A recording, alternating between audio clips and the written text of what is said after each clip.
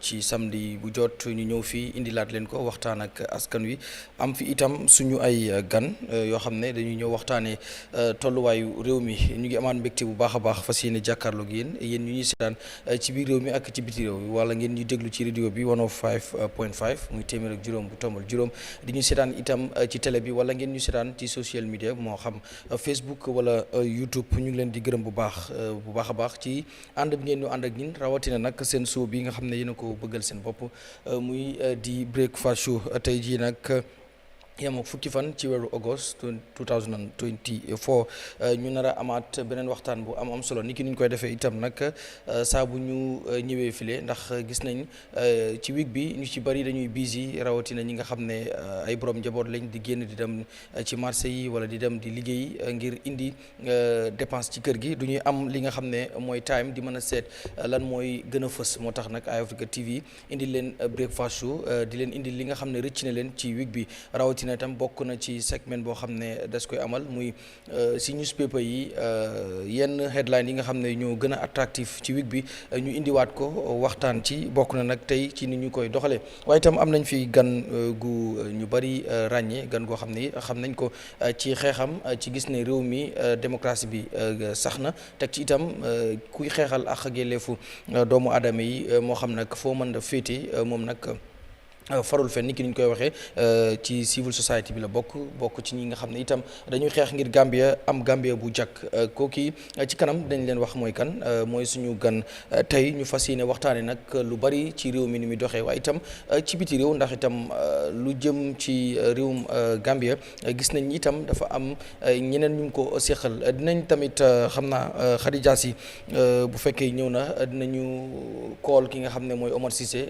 General Transport Union gis nga jafe-jafe yi nga xam ne ñi ngi amoon ci diggante Sénégal ak Gambie bokk na ci wàllu transportation ñu daal di amoon ab blocage boo xam ne defoon nañ ko bañ oto Sénégal yi dugg biir Gambie waaye Sénégal ñoo ko njëkkee bañ oto Gambie yi nga xam ne ñi ngi ci biir Sénégal génn wala sax ñu daal di dugg loolu dinañ ci waxtaan fan la ci autorité yi toll ndax saafara nañ ko am déet dinañ jokkoo ki nga xam ne mooy General Transport Union Omar Cissé seen président bi ci kanam mu daal di ñuy update ci noonu itam damay nuyu Fanta moom nga xam ne suñu naataango la bokk ci kër gi moom mooy borom segment bi nga xam ne mooy ñuy indilaat headlines yi gën a attractif ci week bi yu nga xam ne newspaper réew mi ñoo koy indi bokk na ci Point Standard Foria yu ci gën a fës rek mu indilaat ñu ko ñu waxtaan ci suñuy guest bi itam joxe ci gis-gisam ci yooyu mbir su ko defee mu nuyu Fanta bàyyi ko mu nuyoog nit ñi seetaan di ñu déglu itam ci radio bi di ay radio.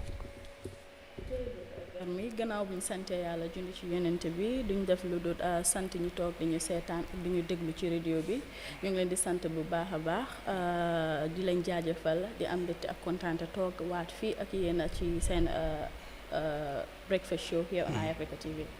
mu ngi ko jërëjëf Fanta ci noonu tamit ñu nuyu suñu guest bi laata ñuy ñëw ci sa kii bi MADI JOBARTEH tey mooy suñu guest human rights activist moom ci boobu bokk na itamit ci Westminster Foundation for Democracy doonoon seen ki leen doon represent ci réew mi fii dinañ waxtaanee ak moom mooy suñu guest tey ñu bëri nag xam ko ci di xeex ak yelleefu doomu aadama yi ci réew mi ak fu waay mën a bokk waaye teg ci tam bëgg démocratie bu sax ci réewum Gambia tey moom mooy suñu gan ci kër gi fii di breakfast show yéen ñu ñuy déglu mbaa ngeen ñuy seetaan ci télé bi suñu guest bi mooy MADI JOBARTEH monsieur JOBARTEH kontaan nañ lool ci am la tey ci Eyeafrica TV nar a waxtaanee nag lu bari ci réew mi incha allah.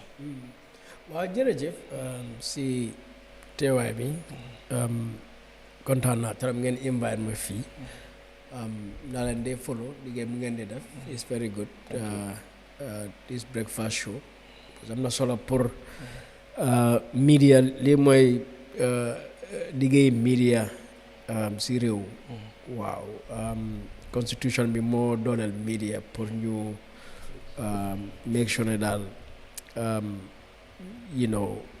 xalaat yu am si réew mi nit ñi ci réew mi mën a wax waaw seen xalaat because government niñ ko taxawalee si xalaati nit ñi nañ ko taxawalee loolu tax nit ñi di dem election waaye foog ñu seetaat ñi ñu elect dañu am liggéey bu ñoo war a def dañ leen jox dépasse te loolu yëpp dem na ñëw na pour sun aaxala pour ñu am wérgu yaram ñoon yu baax ak ñu am kaaraange ak yu demee noonu si réew mi so si liggéey boobu media dafa am solo trop pour gis ne mu facilité pour ñu ñi mën a toog di wax seen xalaat nga gis ne ñi njiit yi mën a déggal la nit ñi di wax seen liggéey nu moo demee ak yooyu noonu nit ñi tamit mun a dégg njiit yi lu ñoo wax si lu ñoo doxalee mbir yi so kontaan naa trop pour nekk fii te seen liggéey boobu yàlla na continuer daal jërëjëf mu ngoog mooy suñu gan tey MADI Jobaateh ni ki ñu leen ko waxee rek dañu dem si suñu segment bu njëkk ànd ceeg Fanta Camara moom mu ñu indilaat yenn ci newspapers yi seen headlines yi bokk na nag ci si gën a attractif maanaam yi gën a fës ci week bi duñ mën a indi yëpp waaye xëy na am na yu ci gën a fës su ko defee ñu indi ko Fanta tey yan nga indi. tey am nañ fi 5 headlines but the first on the list mooy commentator says pressuring Barrow against start term will be illegal. ñu amaat fi Basse CEO removed over unlawful withdrawal of $50,000. ñu am fi KMC introduces general tax receipt. ñu am fi MADI Jobaateh asks Barrow and Dabo to return state lands. ñu am fi Rohimalik Law honored as African Woman of the Year. Ngok interesting headlines la comme ni nga ko waxee ci week bi gis nañ ko ci newspapers yu bari ñu indi ko xam naa dañ lay bàyyi ñu ñëw ci the first one. The first one mooy commentator says pressuring Barrow against start term will be illegal. ñu ne ko ñu firi ko ci biir mooy US-based Gambian political commentator and human rights activist Masamba Njol Drameh has said any attempt to pressure Adama Barrow against contestant for third term will be illegal.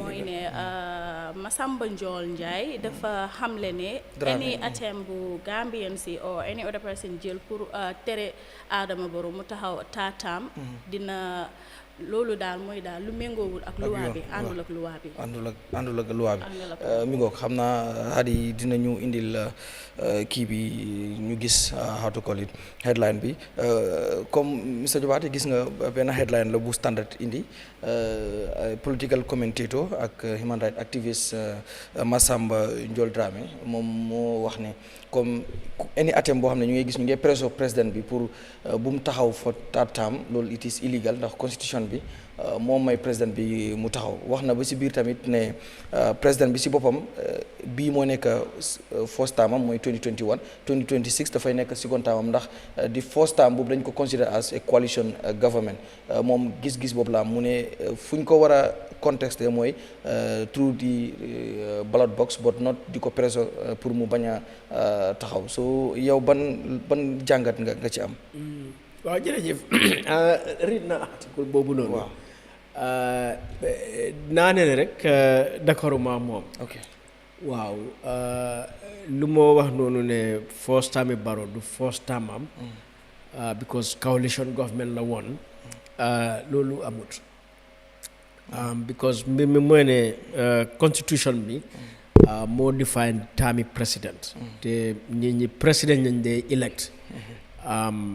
ok président bi dina dee jógee si parti au parti mën nañoo form coalition waaye ku ñoo elect ku am term bi ku war a saaf term bi boobu président bi la te si constitution bi term bi is 5 years so Barrow lañ elect 2017 you know waaw coalition amoon na ok waaye moom lañ elect as candidate te moom mooy saaf taamam tamit because ku seet nga gis ne coalition bi ñoom 3 years lañ waawoon sax waaye Barrow si boppam mu ne moom 5 years because constitution bi 5 years la wax so da ngaa gis ne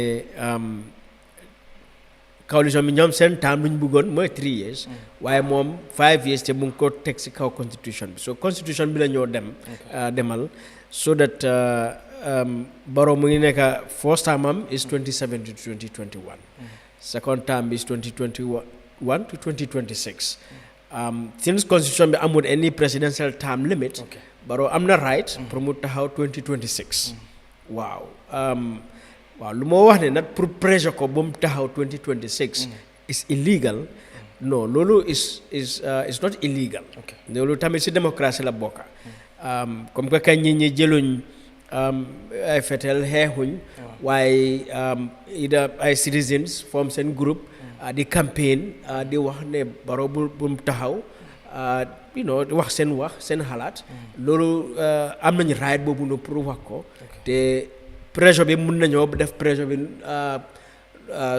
you know lu mu leen neexee as long as mu ngi dem si yooni loi si yooni jaama si yooni démocratie te pressure boobu mun naa tax ba Barrow bàyyi waaw o tamit mun naa toog rek du faale pressure bi am mu taxaw waaye loolu yëpp si démocratie bi la bokk so lu moo wax ne is illegal déedéet man d'accord ma si loolu ok mi go Fanta ban headline nga indiwaat second on the list mooy Basse CEO removed over unlawful withdrawal of $50,000. The Basse Area Council has announced dismissal of its acting chief executive officer by Jibi Sala over unlawful withdrawal of $50,000 from the council's account.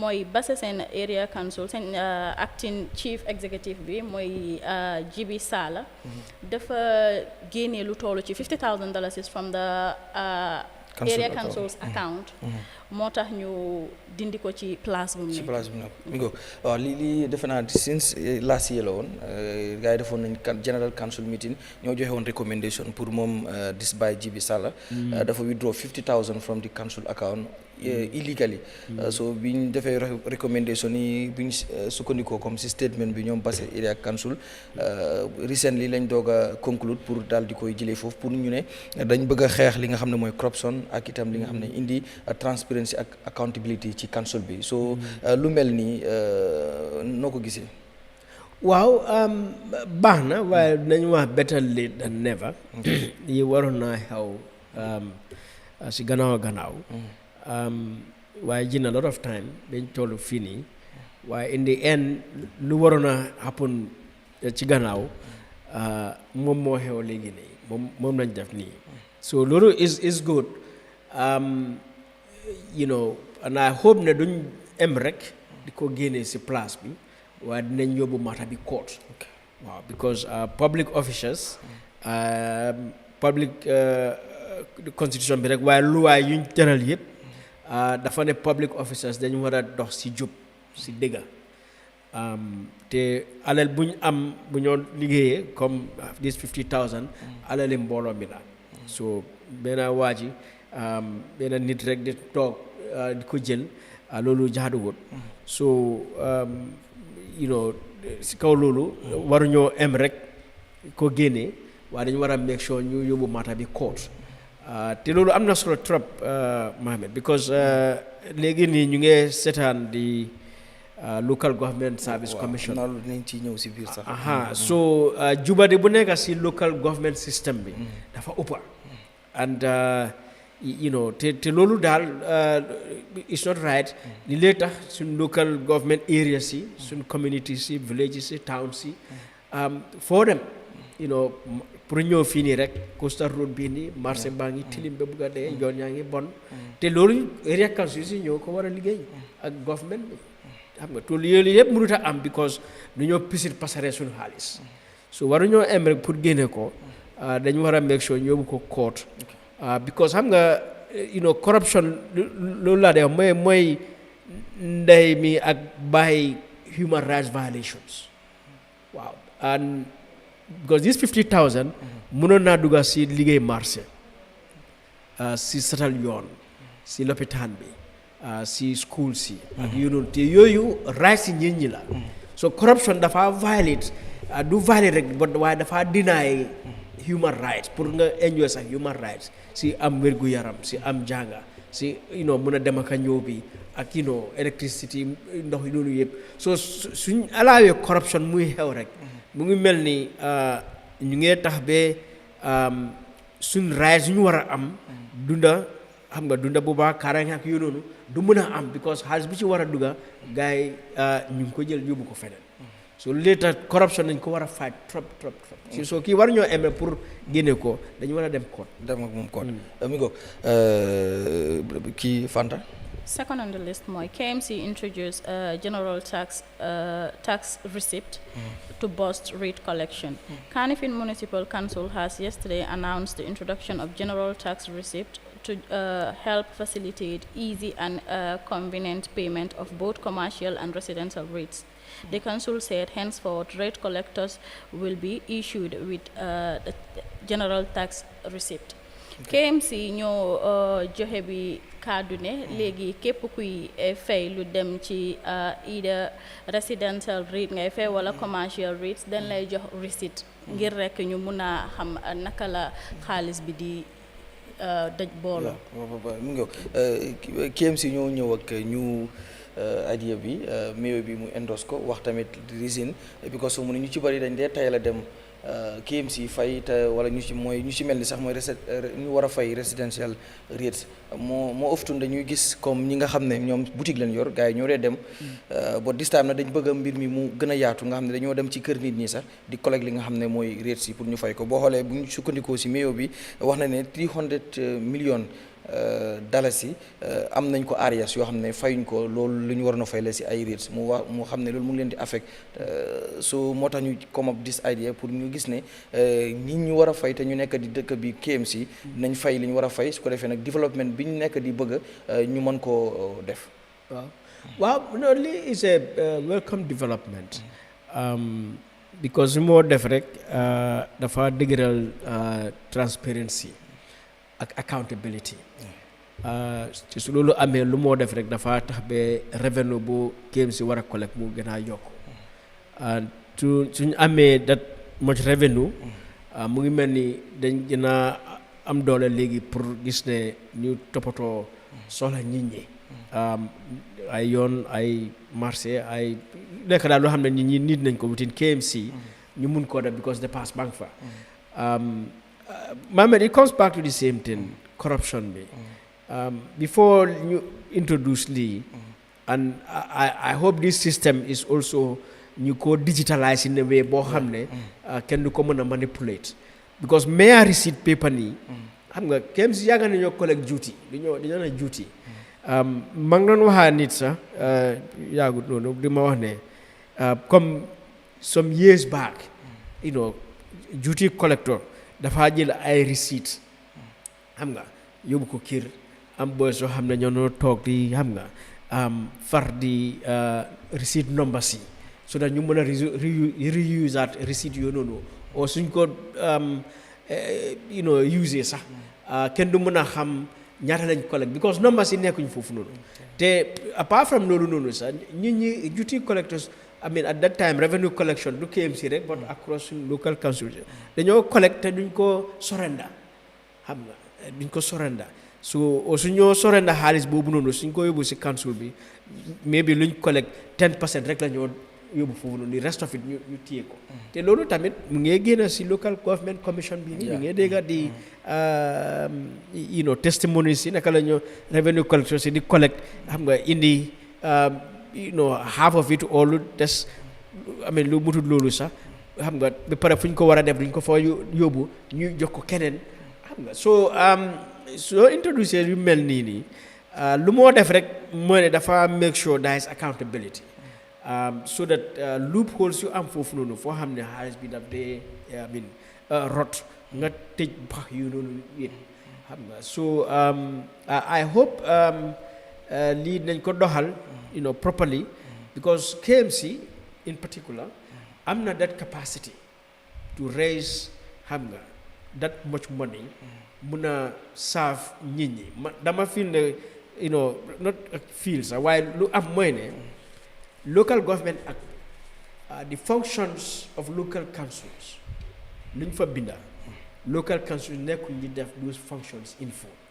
waaw si local government act local councils should run the schools, should run the markets, should construct roads within the council, the area council, all right, and cleaning and so many things. While searching in the local government, therefore the functions there, Nganyo said local councils they are doing less. To be fair to them, it is not all their fault also, it is also the fault of the central government. Because central government, tamit si local government act bi, dafa am obligation pour mu dooleel local councils mu support leen mu jox leen all the necessary jumtukaay pour ñu mën a liggéey. That includes pour jox leen 25% of their development budget boo xam ne central government duñ ko dee def. In addition or apart from that central government gis nañ since 2017 interference bu ñoo def with the local councils. So loolu yëpp tax na ba local councils yi fu ñu war a taxaw lu ñu war a liggéey lu ñu war a def duñ koo def in full.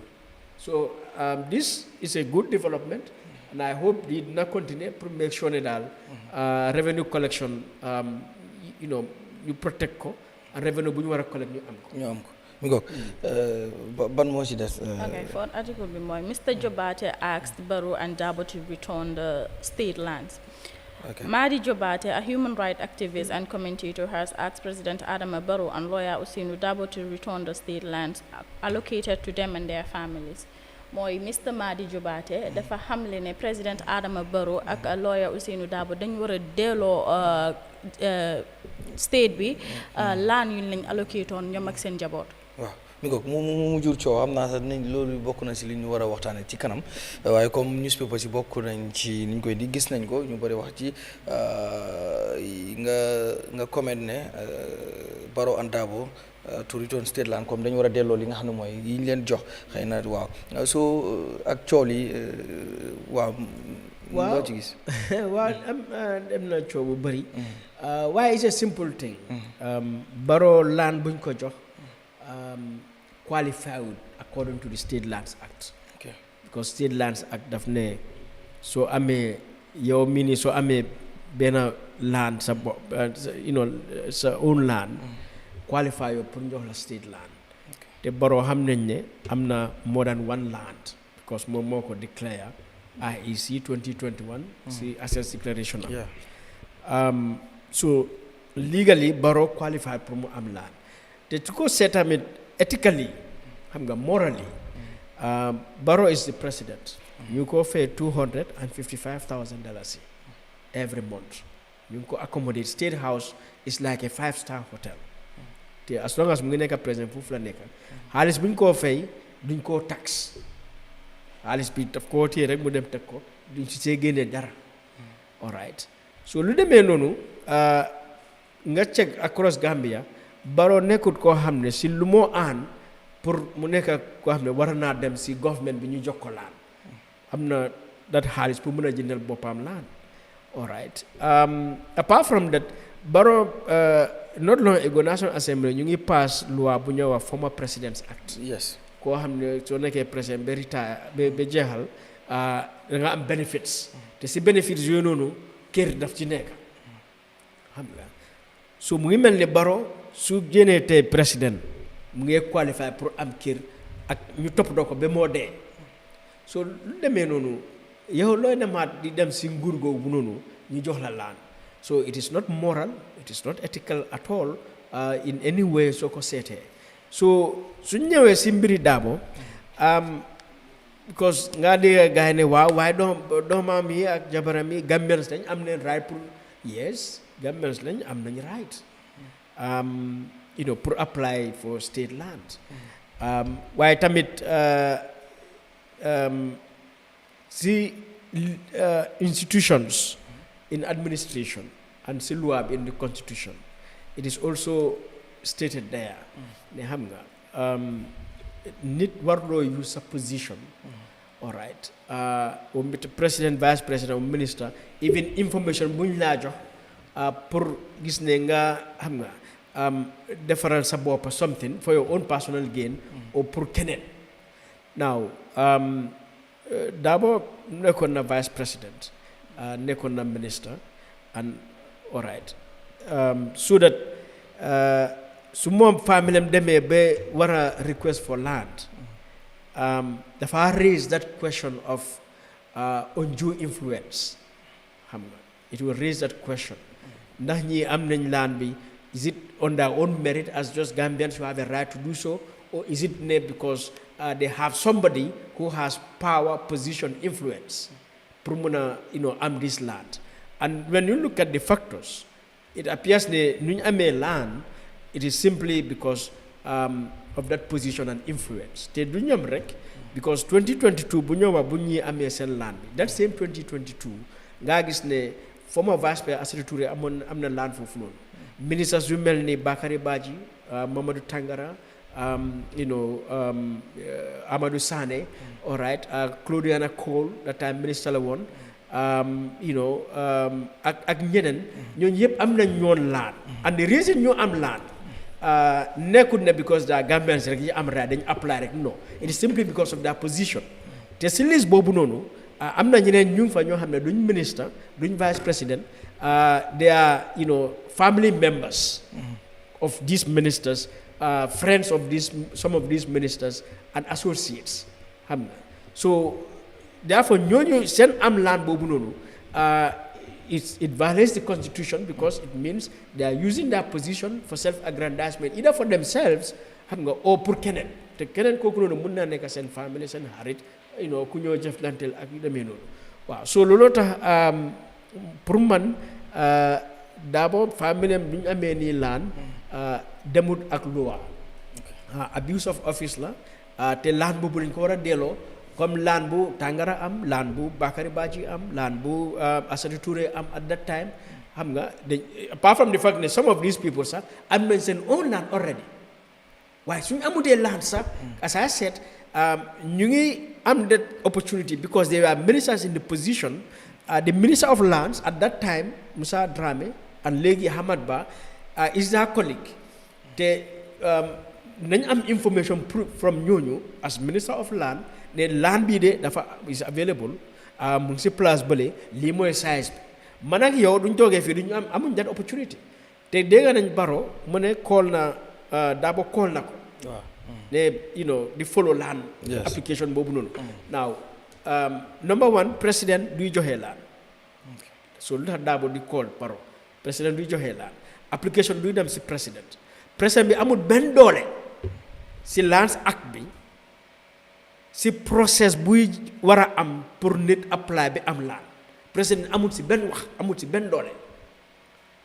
so therefore man su waree toog fii call président it means ma ngay def président bi mu def dara loo xam ne du liggéeyam amul ci doole so loolu la ñoo wax influence loolu la ñoo wax abuse of office ku toog foo ñi bintam o ku toog booraba samakat béykat ku toog julangil fële kooku xamul président bi because daa ba tax muy ko président because président boobu mooy woon sa supérieur because yow yaa woon vice président yaa ngi woon si cabinet am apart from the fact ne yéen a jógee woon from the same party so am na access waaye ku jógee foo ñu bintam kooku amul access to président kooku du mun a toog rek call number président man léegi nii yow léegi nii I don't know maybe yow tamit da bokk si gars yi waaye foog ma ne am nga number président bi ba mun a call président bi di ko laajte ma ne suma affaire bële naka la toll so the fact ne daa ba mun a def loolu it shows position and influence because am na that access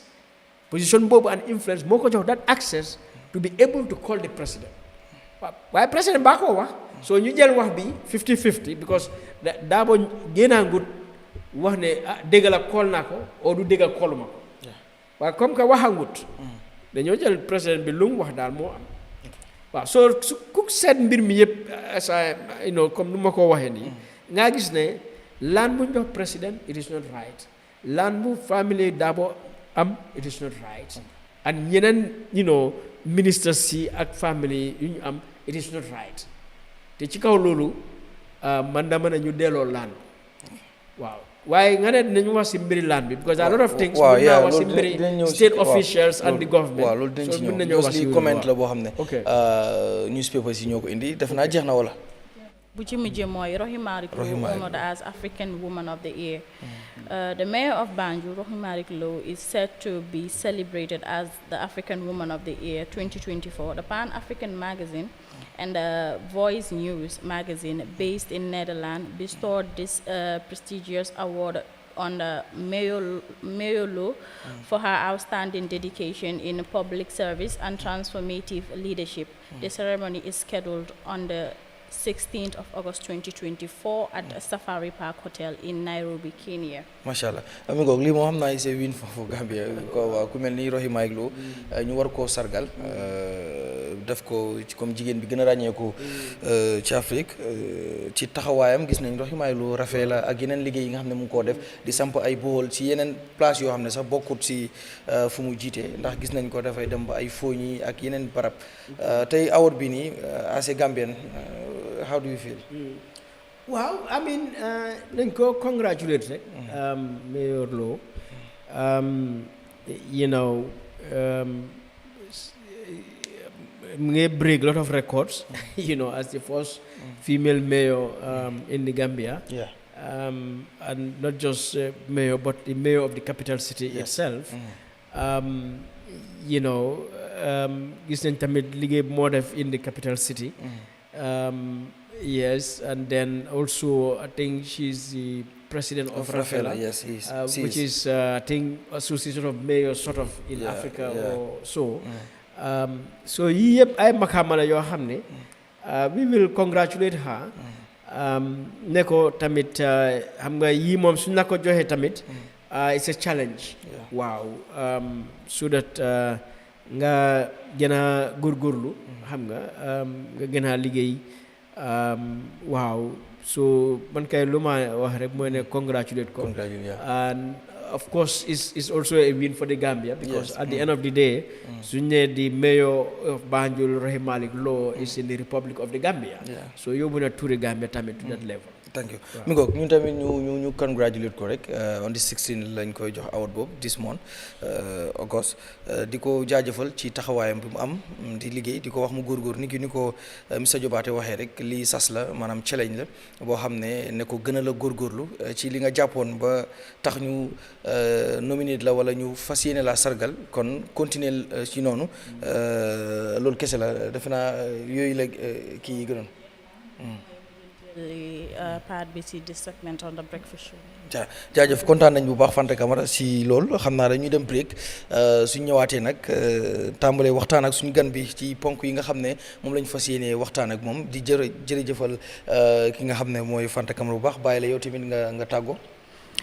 Thank you for watching your breakfast show on Eyeafrica TV, and this is the last part of today's segment on the breakfast show. And continue watching the show here on Eyeafrica TV and many more shows coming ahead. Thank you.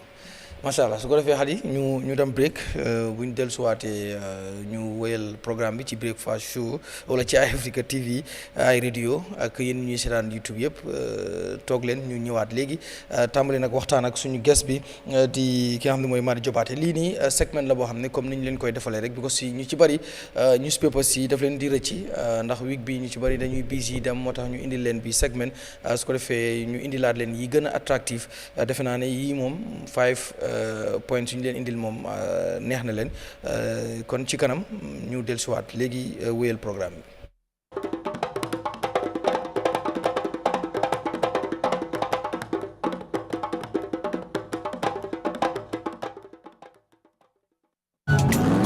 mbokk yi dal leen ak jàmm ci ëllëgi dem ak dikka ci réewi Gambie lii di yooni baati Haadeen highway 20 kilomètres la ak ñaari yoon la yoo xam ne ñëw nañ pour wecci ak taaral dem ak dikka ak yombal jokkalante bi fii ci suñu réew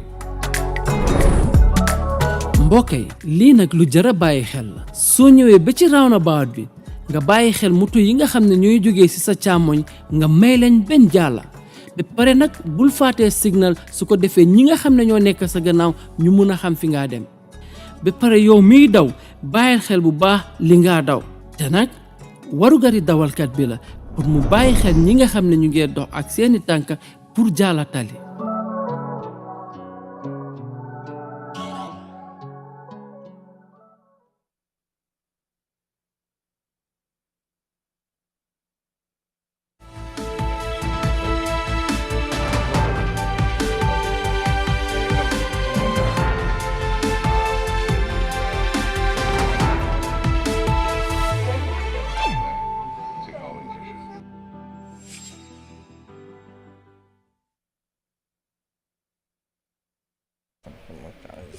mi ngoog jaa ngeen jëf mbokk yi dalal leen ak jàmm ci Eyeafrica TV breakfast show tey suñu gan ni ki leen ko waxee rek MADI JOBARTEH la di human right activist maanaam bañkat buy xeex lu jëm ci àq ak yelleefu doomu aadama yi mu am ci taxawaay bu am solo ci réew mi ñu bëri itam naatable ko ci taxawaay bi nga xam ne am na ko ci gis ne démocratie sax na ci réew mi tey mooy suñu gan ñu na fas yéene nag waxtaan ak moom ponk yu bare bëri yoo xam ne dinañ ci waxtaan bokk ci tolluwaay réew mi waaye fu ñuy dooree nag moom ci ñu ko gën a xam nañ ko ci xeex bi muy xeex waaye itam am na benn kuréel gu mu doon représente ci réew mi muy Westminster Foundation for Democracy gis noonu nañ tamit bu ñu juumul waaye moom mi ngi fi dafa resign noon ci loolu yi am na itam lu ko wundoon boole ko ci itam lu jëm ci US ambassador bi wala US ambassade ci réew mi fii muy ñi leen teewal fii invite woon ko ci Amérique seen màggal bi ñu doon màggal seen independence mu reject ko waaye bi mu ko rejectee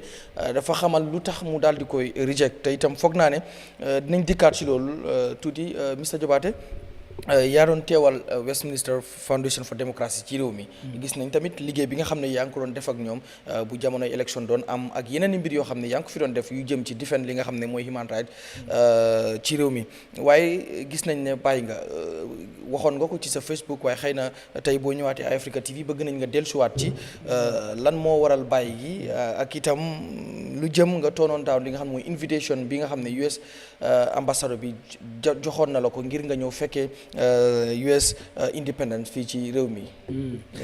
waaw jërëjëf waaw liggéeyoon na ak Westminster Foundation for Democracy comme tur bi nañ ko waxee soo ne Westminster boobu yaa ngi wax si mbootaay nguuri UK te soo ne démocratie mooy démocratie rek waaw so seen taxawaay mooy pour promouvoir démocratie so ñu ngi ñëw si dëkk bi fii for the first time 2018 bu Gambia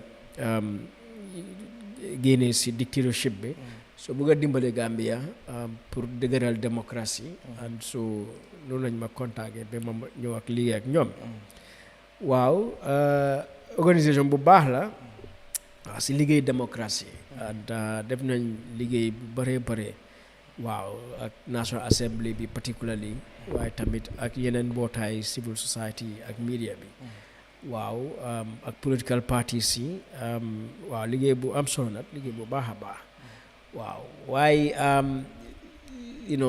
in the end dama dañ baaxante waaw xam nga lu ñu wax rek mutual separation si man lu ma jël mooy ne suñ taxawaay ñoo utee si mbiri Israel ak Palestine WFD Westminster Foundation for Democracy dina dee liggéey tamit si boor yooyu noonu Middle East si dëkk yooyu noonu foofu noonu because ñu ngi si àdduna si yëpp so man dama jël ne lu xew ni Israel ou Palestine dafa am solo bu ndeyu taxaw pour démocratie comme WFD ñu wax ci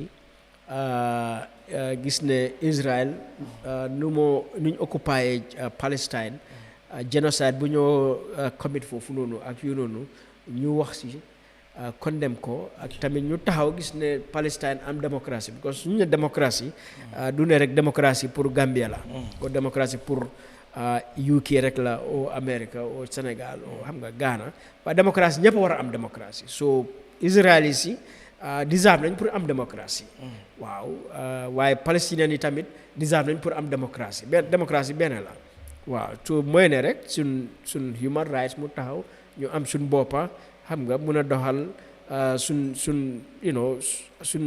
dëkk suñ réew suñ life si suñ based on suñ xalaat si kaw loolu tamit dama foog ne jël na daal du mel ni WFD am na solo pour ñu because since it's a British government sort of agency te British government bi comme ñu ngi gisee American government bi ak EU dañ taxaw si gannaaw Israel di leen support di leen jox ay gaanaay di leen taxawal noo mën de xalaat pour gis ne Israel daal ñu continuer di def lu ñoo def so suñ amee organisation bu mel nii comme WFD man dama jël ne am na solo pour ñu wax British government ne déedéet yoon bu ngeen di nekka nii di yooni démocratie duñ nekka fii nii di promote démocratie fii waa si feneen nekkuñ ñu ngi yàqa démocratie waaw so maa gis ne daal ne bi d'accord si loolu so ñu agree gars yi de si kaw loolu ñu agree pour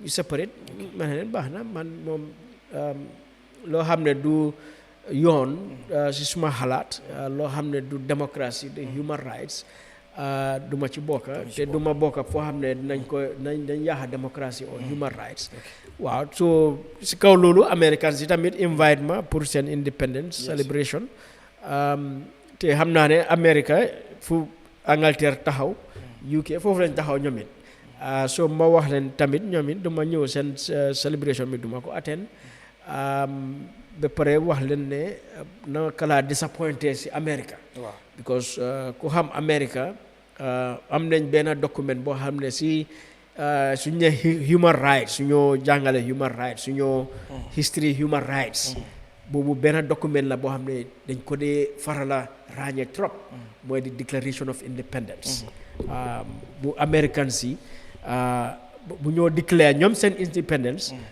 from UK because UK ñoom ñoo colonise on America waaye si seen declaration bi nuñ ko ubbee sax ñu ne lu lifin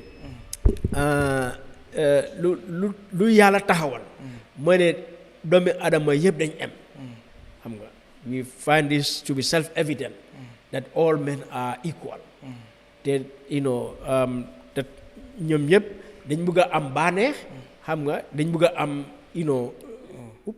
okay it happens light moo dem yeah okay your generators will come in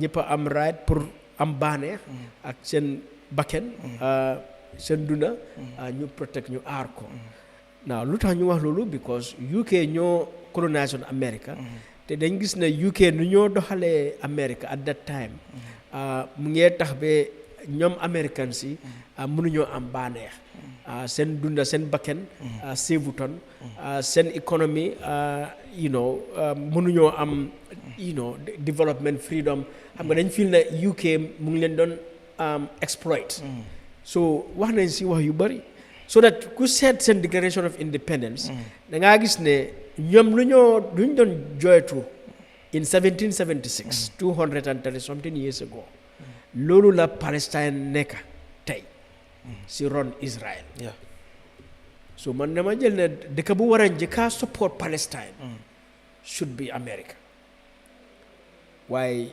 ñoom bañ rek pour support Palestine pour ñu am independence waaye tamit dañ dem di equip di am Israel pour ñu gën a toroxal Palestinian yi si toroxal boo xam ne the highest level mooy genocide ñu commit genocide so man dama jël ne nit ku am xalaat nit ku am lu ñuy wax conscience ku xam human rights ku xam democracy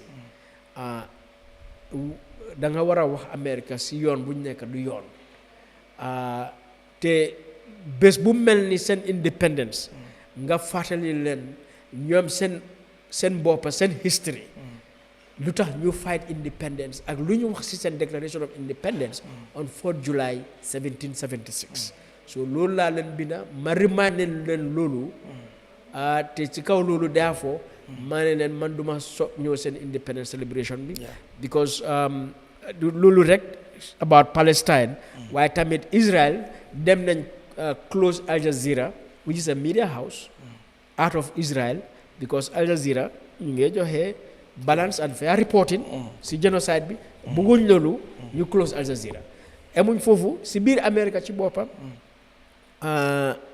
na Americans si start di jóg students si particularly di demonstrate di protest pour seen government bi du government bi rek waaye seen universities yi ak yeneen institutions yoo xam ne ñu ngi am ndimbal from Israel oo ñu ngi support Israel pour ñu tas relationship yooyu noonu waaye lu ñu gis in America boo xam ne America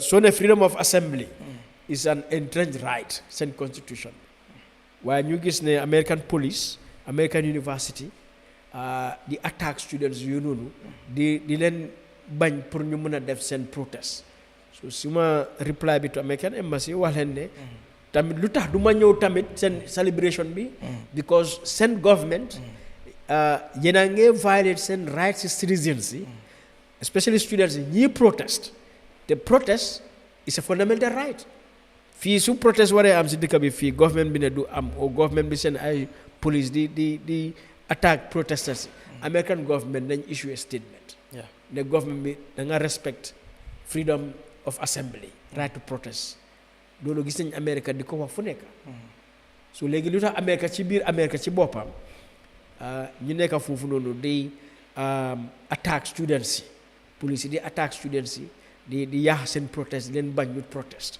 so yii yëpp bokk na si loo xam ne ma ne leen man de duma bokk seen celebration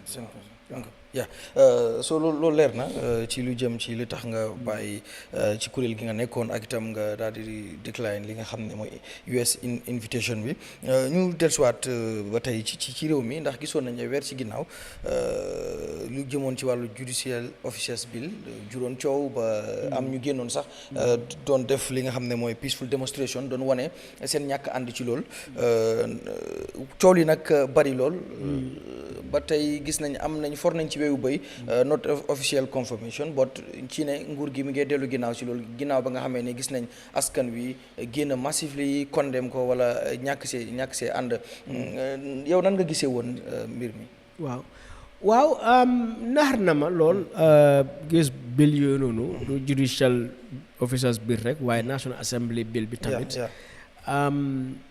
so gis nga Mohamed dañoo rewind back to the starting point gis nga ñun wax naa ko feneen suñ réew mi nii nguur buñ am since independence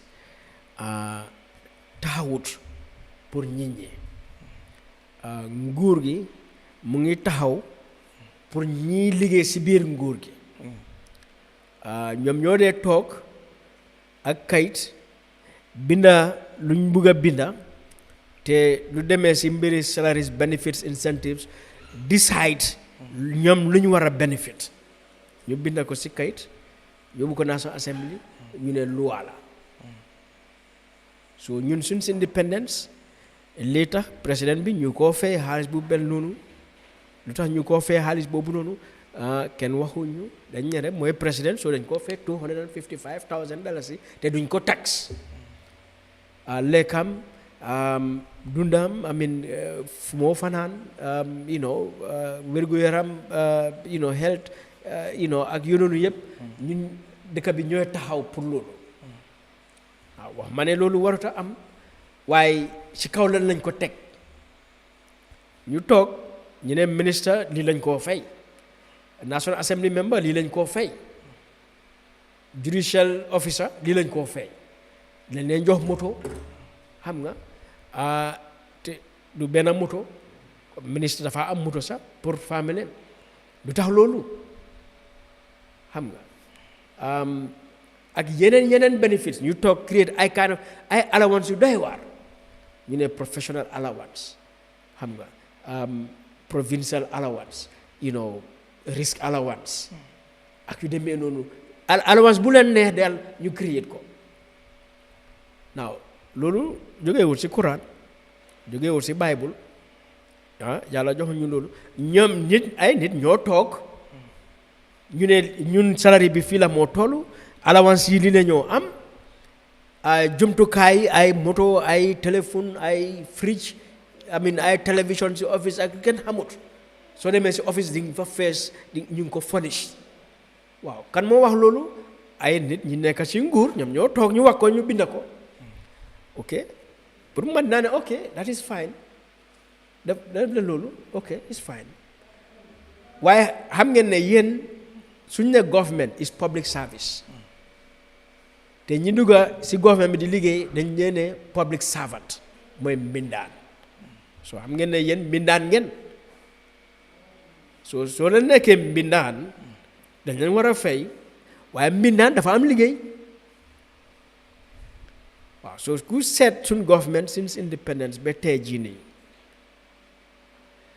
liggéey bu ñu leen santa te ci kaw loolu lañ wax ne ñoom dañ leen war a fay lii ak lii dañ leen war a jox lii ak lii te ñu ngi leen di ko jox liggéey boobu defuñ ko so from Banjul to Basse seetal sa koñ bi rek seen koñ bi fii seet ko rek 50 something years mënuloo tali suñ yoon yi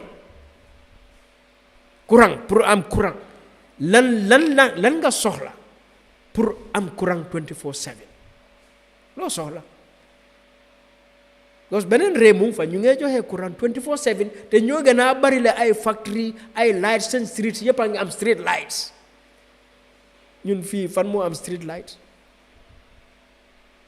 50 something years ñu ngeen ne nañ fay lii nañ leen jox yii nii all these benefits te ñu ngi koo def waaye yéen liggéey bu ngeen war a def defu leen ko tilim bu nekk si dëkk bi fii ba Basse suñ environnement mu ngi yaaxu dañ taxawal office ministre of environment ñu ne la suñ environnement bi na set ngeen protect ko bu mu tilim bu mu yaaxu mu ngi yaaxu ñu set up ministry of energy and petroleum ñu am courant du ñu am courant ñu am ministry of works and transportation ak yooyu noonu pour suñ yoon yi ñu defar ko ñu am proper infrastructure si réew mi suñ ferry bi Banjul Barra mu am ferry muy dox mënuñoo doxal ferry sax nga toog ferry di paan ñi du ñu am ferry pour mën a cross o nga teg benn ferry Banjul Barra di whole dëkk benn ferry te ferry bi du 24 hours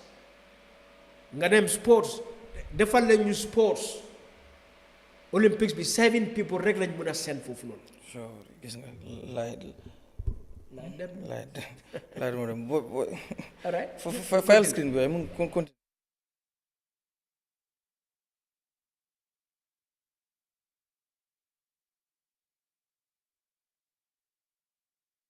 fii mënuñoo def ba develop sports ba su ñu nee Olympics ñu ngi seen 200 athletes nga dem health care all right nit ñi di dee si disease yoo xam ne waru leen a rey nit ñi dañoo toog fii nii dañoo dem Sénégal pour uti wér-gu-yaram foofu noonu nga dem agriculture dëkk bi fii from Banjul to Basse is flat amul mountain am na river bu flow through am nañ dañu am taw ba mu doy am nañ underground water ba tey jii nii ñu ngi import pompiteer ñu ngi import liñoŋ ñu ngi import maalo dëkk baa ngi fii nii nit ñaa ngi fii nii mënuñoo organise ñu am whole ministry of agriculture xam nga xaalis di ñëw because dañ tax nit ñi ñiy fay xaalis GRA bés every month ñu ngi collect lu dem ba $1 billion ñu ngi jël loan suñu loan bi fu mu toll nii ay billions ñu ngi am ay grants so xaalis baa ngi fi ñu set up lu mel ni Gamtel o Gamcel o Nawek o Post o public enterprise du ñoo liggéey seetal Gamcel rek tey jii nii ku nekk Africell la am bi te Qcell Gamcel lu tax Gamcel mënuñoo def profit mënuñoo nekk nu Africell mel mënuñoo mel ni Qcell mel te ñoom ñoom du ñoo fay tax like comme ñoom Africell ak ñoom Qcell du ñoo fay tax au di dem li luwaas place ak yooyu because ñoom national institution lañ so Mohamed mu mel ni su ñi nekk ci nguur gi ñu ne ñoom lii lañ leen di fay ñu ne ok baax na waaye ci loi bi tamit constitution ak yeneen loi ñu ne nguur gi lii ngeen ñu war a defal as the citizens ak suñ binaar comme que yéen a suñ binaar naaw defuñ loolu toppa ci di dem di sàcca suñ xaalis di pisi pasar suñ xaalis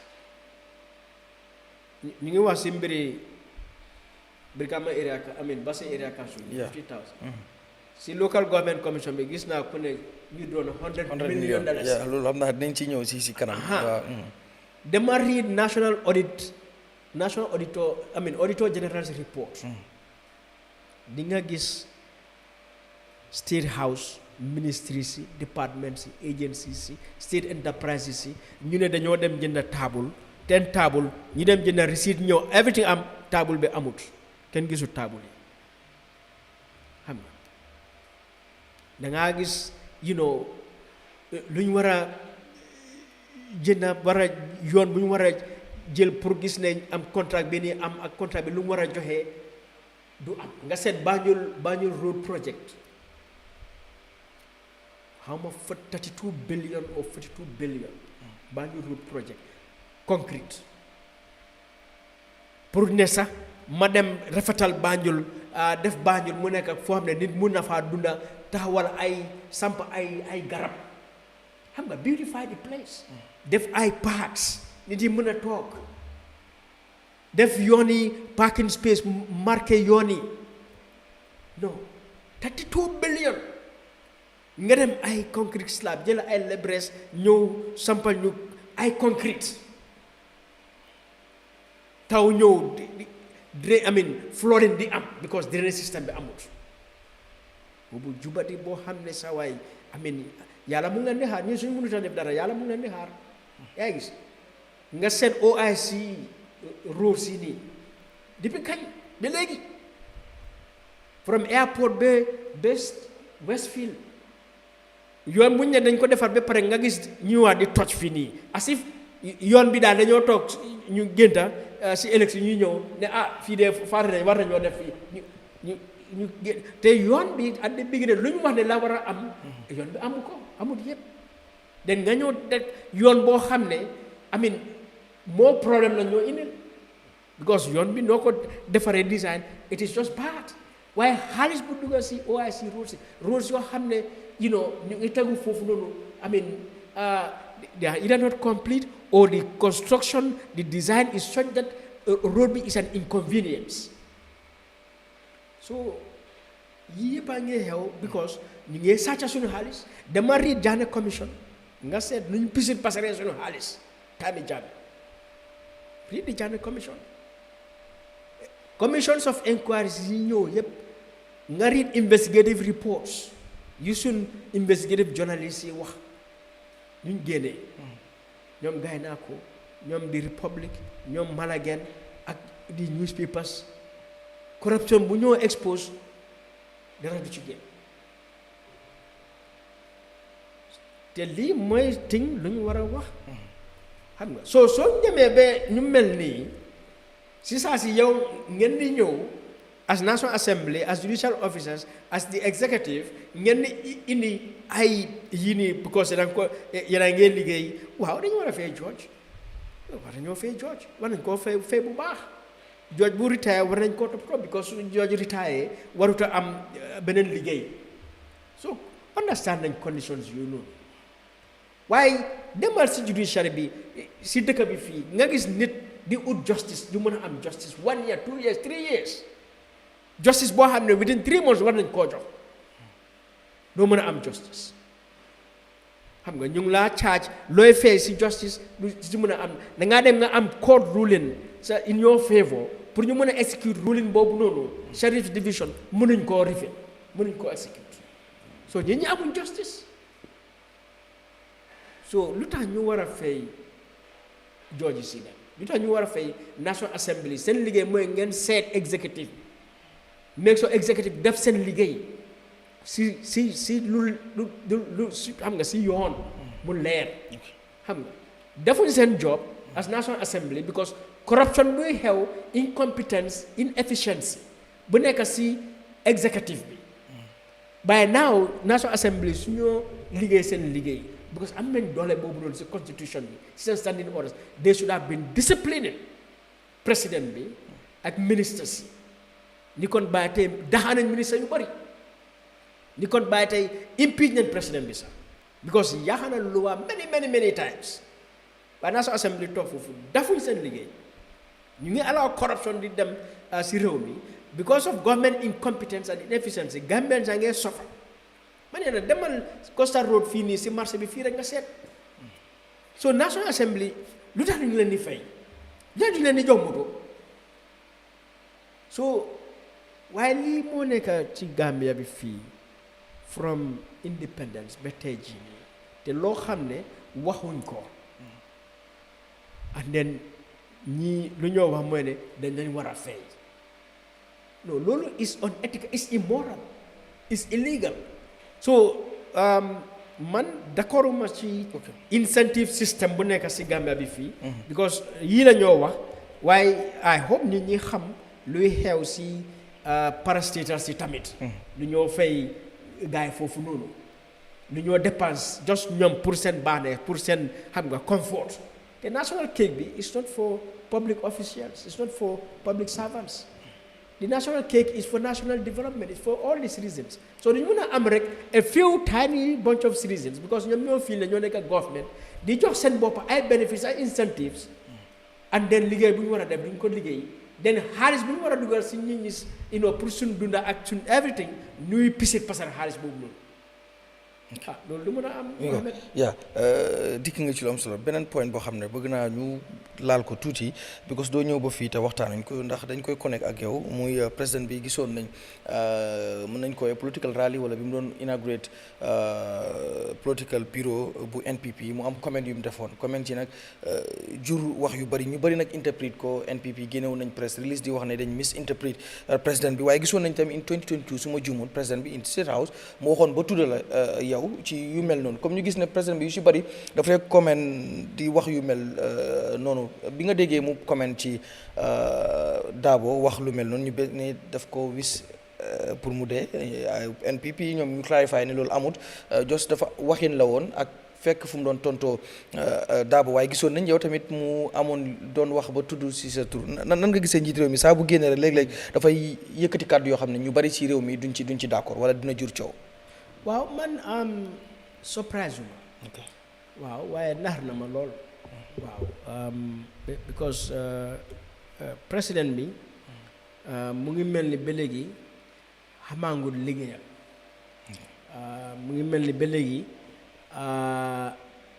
noonu boobu naka nga koy wax si olof waaye appreciated xam nga value di of position bu mu am like diisaay position bi makaama boobu noonu lan la tekki xam nga foog nga mën a ràññee loolu like suñ ne man maay président man maay di presenter for this programme yow ma xamee bu toog fii nii foog nga xam lan mooy responsibility position bii nii xam nga ku nekk position boo nekk foog nga xam ko li suma position lan la tekki waaw lan la I don't know lan la miin naka la diisee ak so that ma xam fu mu am nga fu mu war a dem fu mu warut a dem ak yu noonu foog ma ne président bi am na that understanding of that position of president xam nga because there's only one president in this country so foog nga understand loolu like compute maa kenn man maay président bi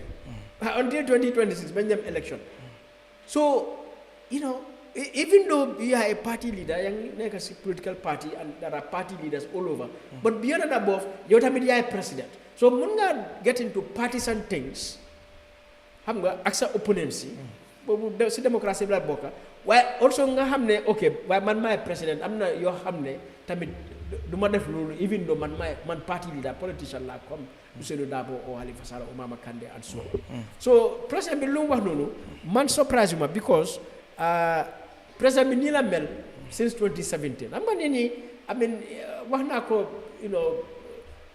this year wax naa ko last year wax naa ko long time ago président bi if you go check my articles on Facebook you will see di nga gis ne many times maa ne président bi is divisive xam nga président bi is disrespectful du dee respect citizens du dee respect opponents am yi du dee respect Gambian diaspora xam nga du dee respect journalists yi xam nga yëpp si waxinam mu ngi koo wax xam nga so si kaw loolu la dem toog di even attaque comme noo ko waxee di ma attaque ci kaw lan because président bi su xamee rôle président xam luy démocratie xam suñ constitution bi xam na ne moom legitimate target la for every citizen, for every political party, for every civil society organization, for everyone in this country. Mom is a legitimate target for criticism. Wow. The criticism bobu can be false. Criticism bobu can be malicious. Criticism bobu can be true. Criticism bobu can be based on fact. But criticism is an opinion. Te lolu constitution ba guarantee lolu freedom of opinion and freedom of expression and to participate in political affairs, so that president in particular is a legitimate and legal target. Loi ni mo ñu jox pour ñu wax ci president. So ku dem be understand lolu ñi la criticize do mer da nga jël na ñi seen right la ñu criticize la ñi la oppose do mer da nga jël ne sa right la pour ñu oppose la, because suñ constitution lu mu taxawoon mooy ne suñ dëkka political parties ñoo ko dee ron, because opposition naka political party foofu la président bi di dee jógee national assembly members, mayors ak councillors. So political party dañu am right pour ñu criticize. So understanding loolu su ñu la criticize da nga realize lan moo am solo lu amul solo, so that nga dem to the issues nga discuss loolu. Waaye even if you are going to go personal with them in a way boo xam ne dafa dissent tamit. waaw dafa dissent, dafa set. Because dañ dee caaxaan am na suñu loi, suñu aada. waaw poli ak joolaay dañ dee caaxaan. waaw bari bunkay ak kiyankay dañ dee caaxaan. waaye foog nga ne mus ngaa dégg pol buy wax beneen joola yàlla nga dee.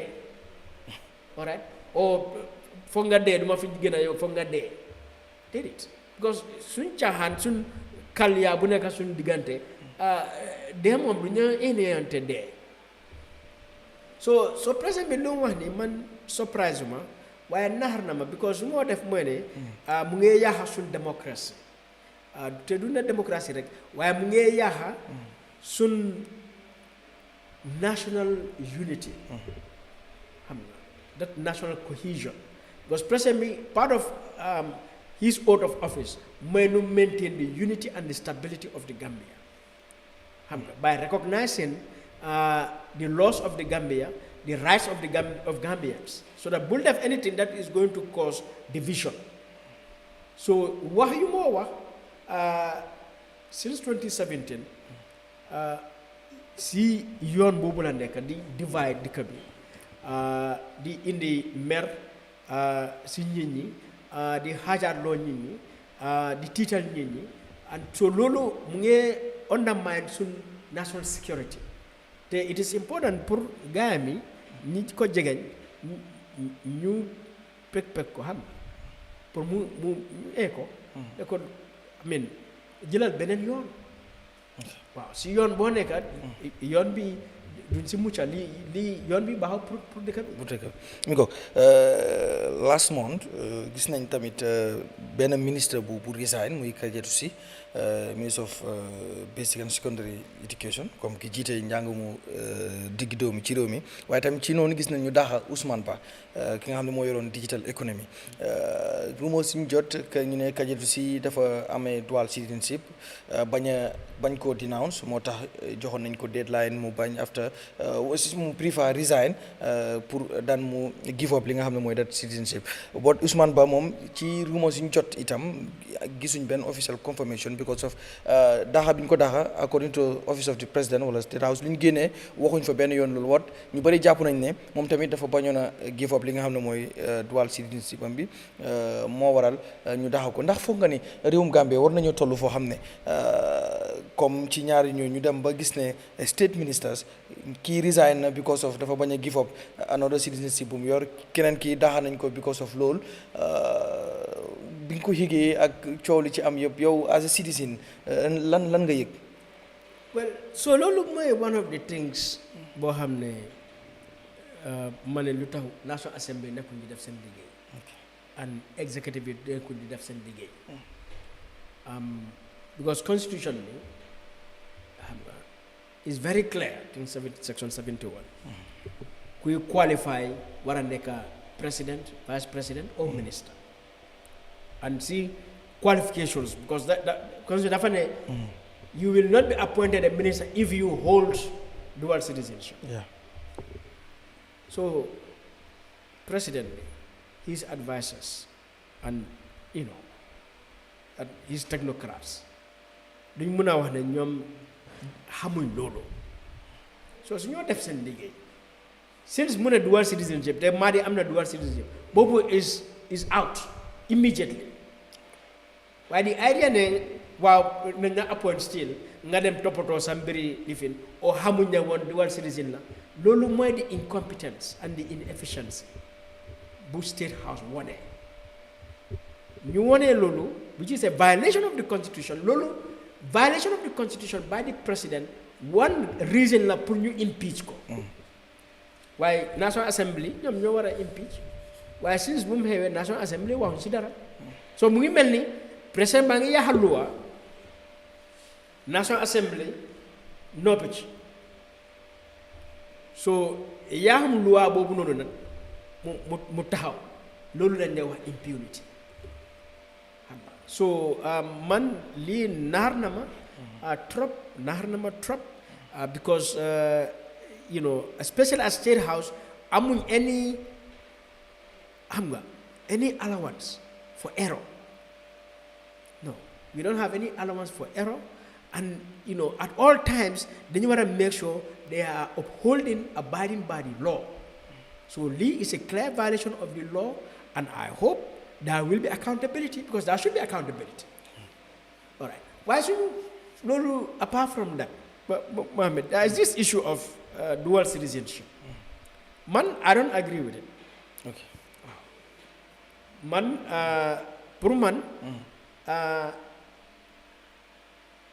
Gambian mo am dual citizenship.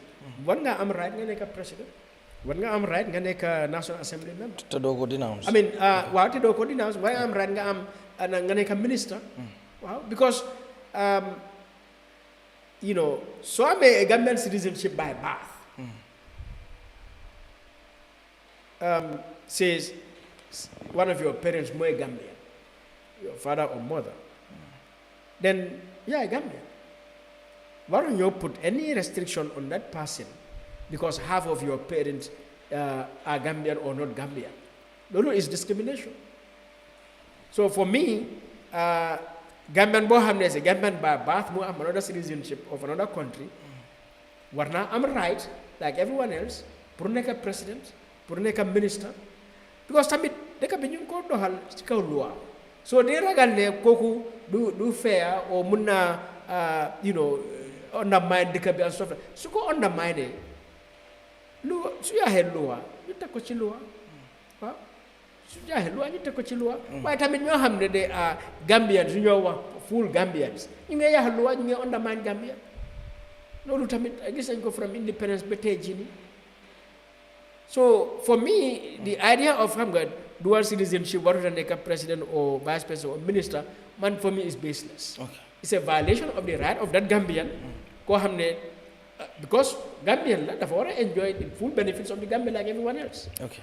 Mingo dañu ñëw tamit tuuti ci FGM because gisoon nañ ko nekkoon na mbir mu ñu bari doon kii mu amoon anti and pro comme ni ko gars yi di waxee but finally gis nañ ne National Assembly members yi li sàkkuteef bi nga xam ne ñenn ñi bëggoon nañ ko pour ñu repeal that law bañ nañ ko léegi law bi ba tey still there FGM is illegal képp koo xam ne practice nga ko loi bi dina teg ca kaw waaye ba tey gis nañ tamit pro FGM yi ñoom dañ jël li nga xam ne mooy mbir mi yóbbu ko ci Supreme Court bi di wax ne dañ bëgg ñu déclarer ne liñ baan FGM it is unconstitutional méngool ci yoon ba pare dañ ci gis ne dañ nekk di discriminer sax jigéen yi nga xam ne dañ ko bëgg a def so what is your take?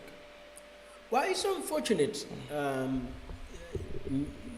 in the first place pour député war a taxaw ci néegi député di wax ne FGM dañu war a génnee baan I think for me député boobu warut a nekk ci parliament bi ever again waruñ koo elect waaw because it means that kooku noonu respected the rights of women and girls, and respected human rights in general.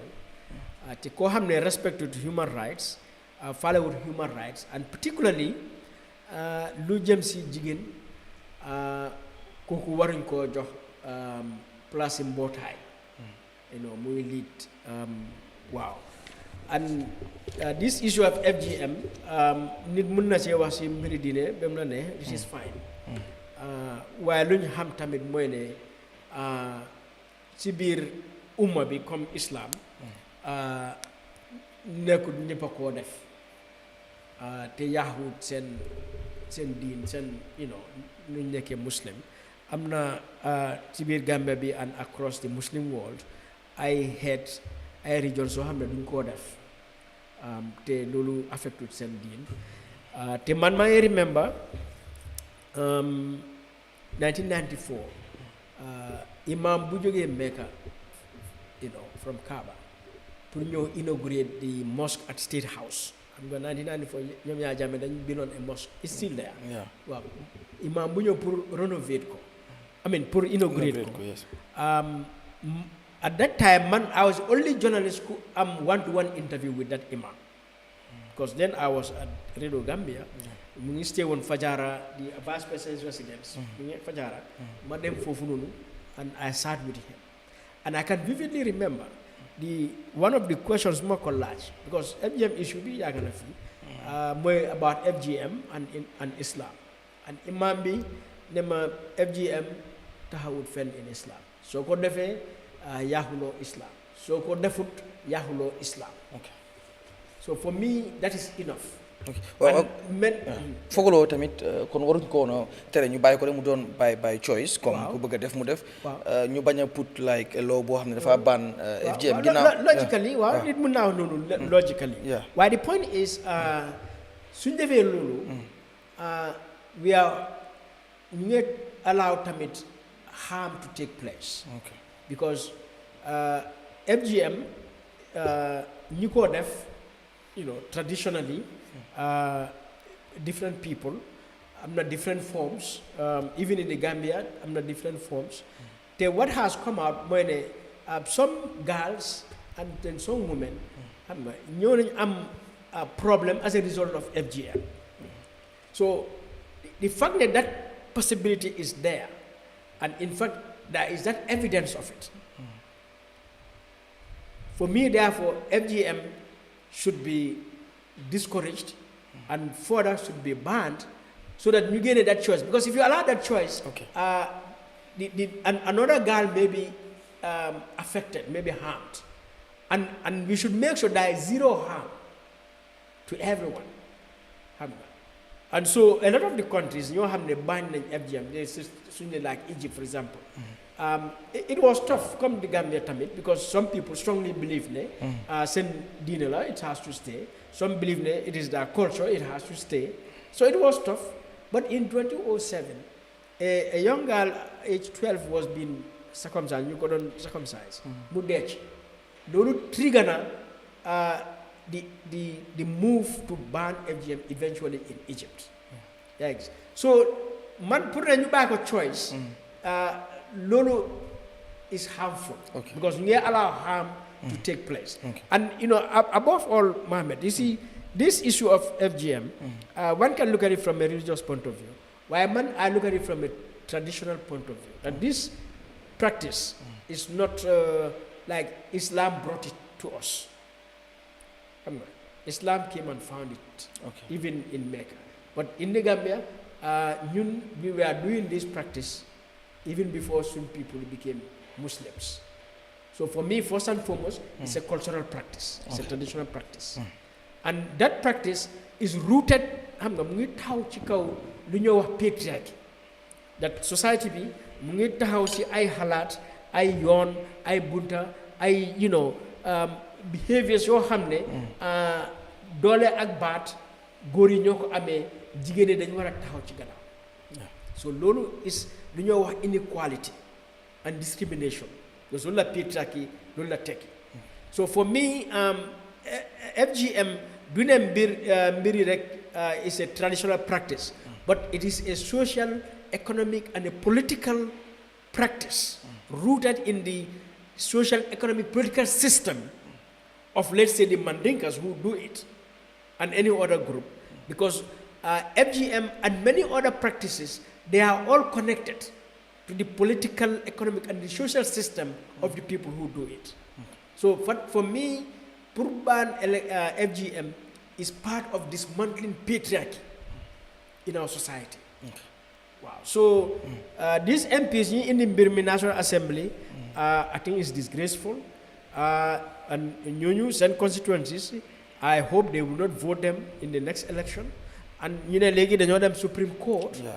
And I have no doubts that Supreme Court will reject it. Because you know why?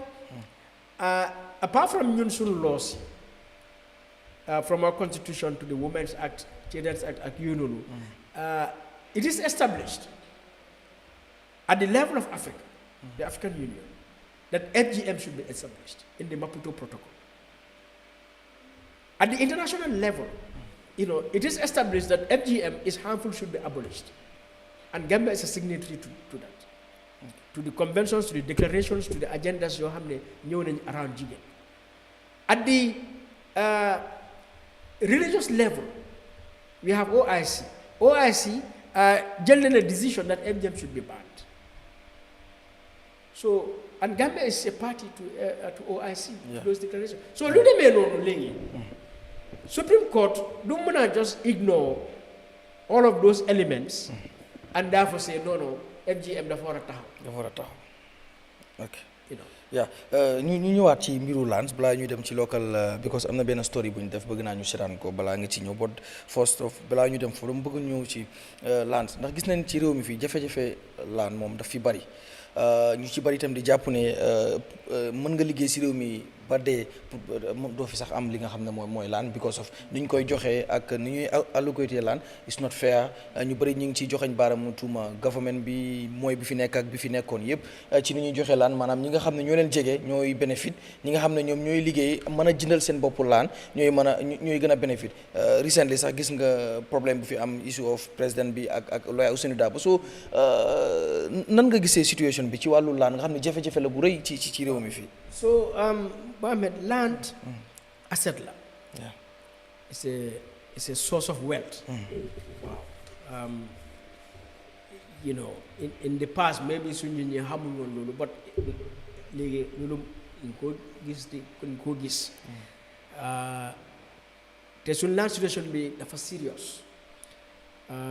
In 2013, man defal na ECOWAS a risk assessment of the Gambia, and in 2013, and my conclusion was a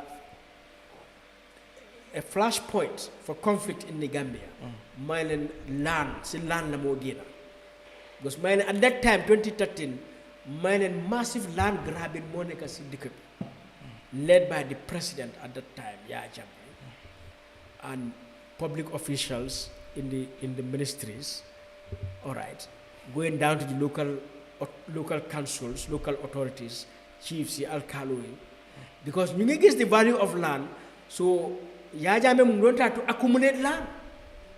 Mu am land for that, because land is wealth.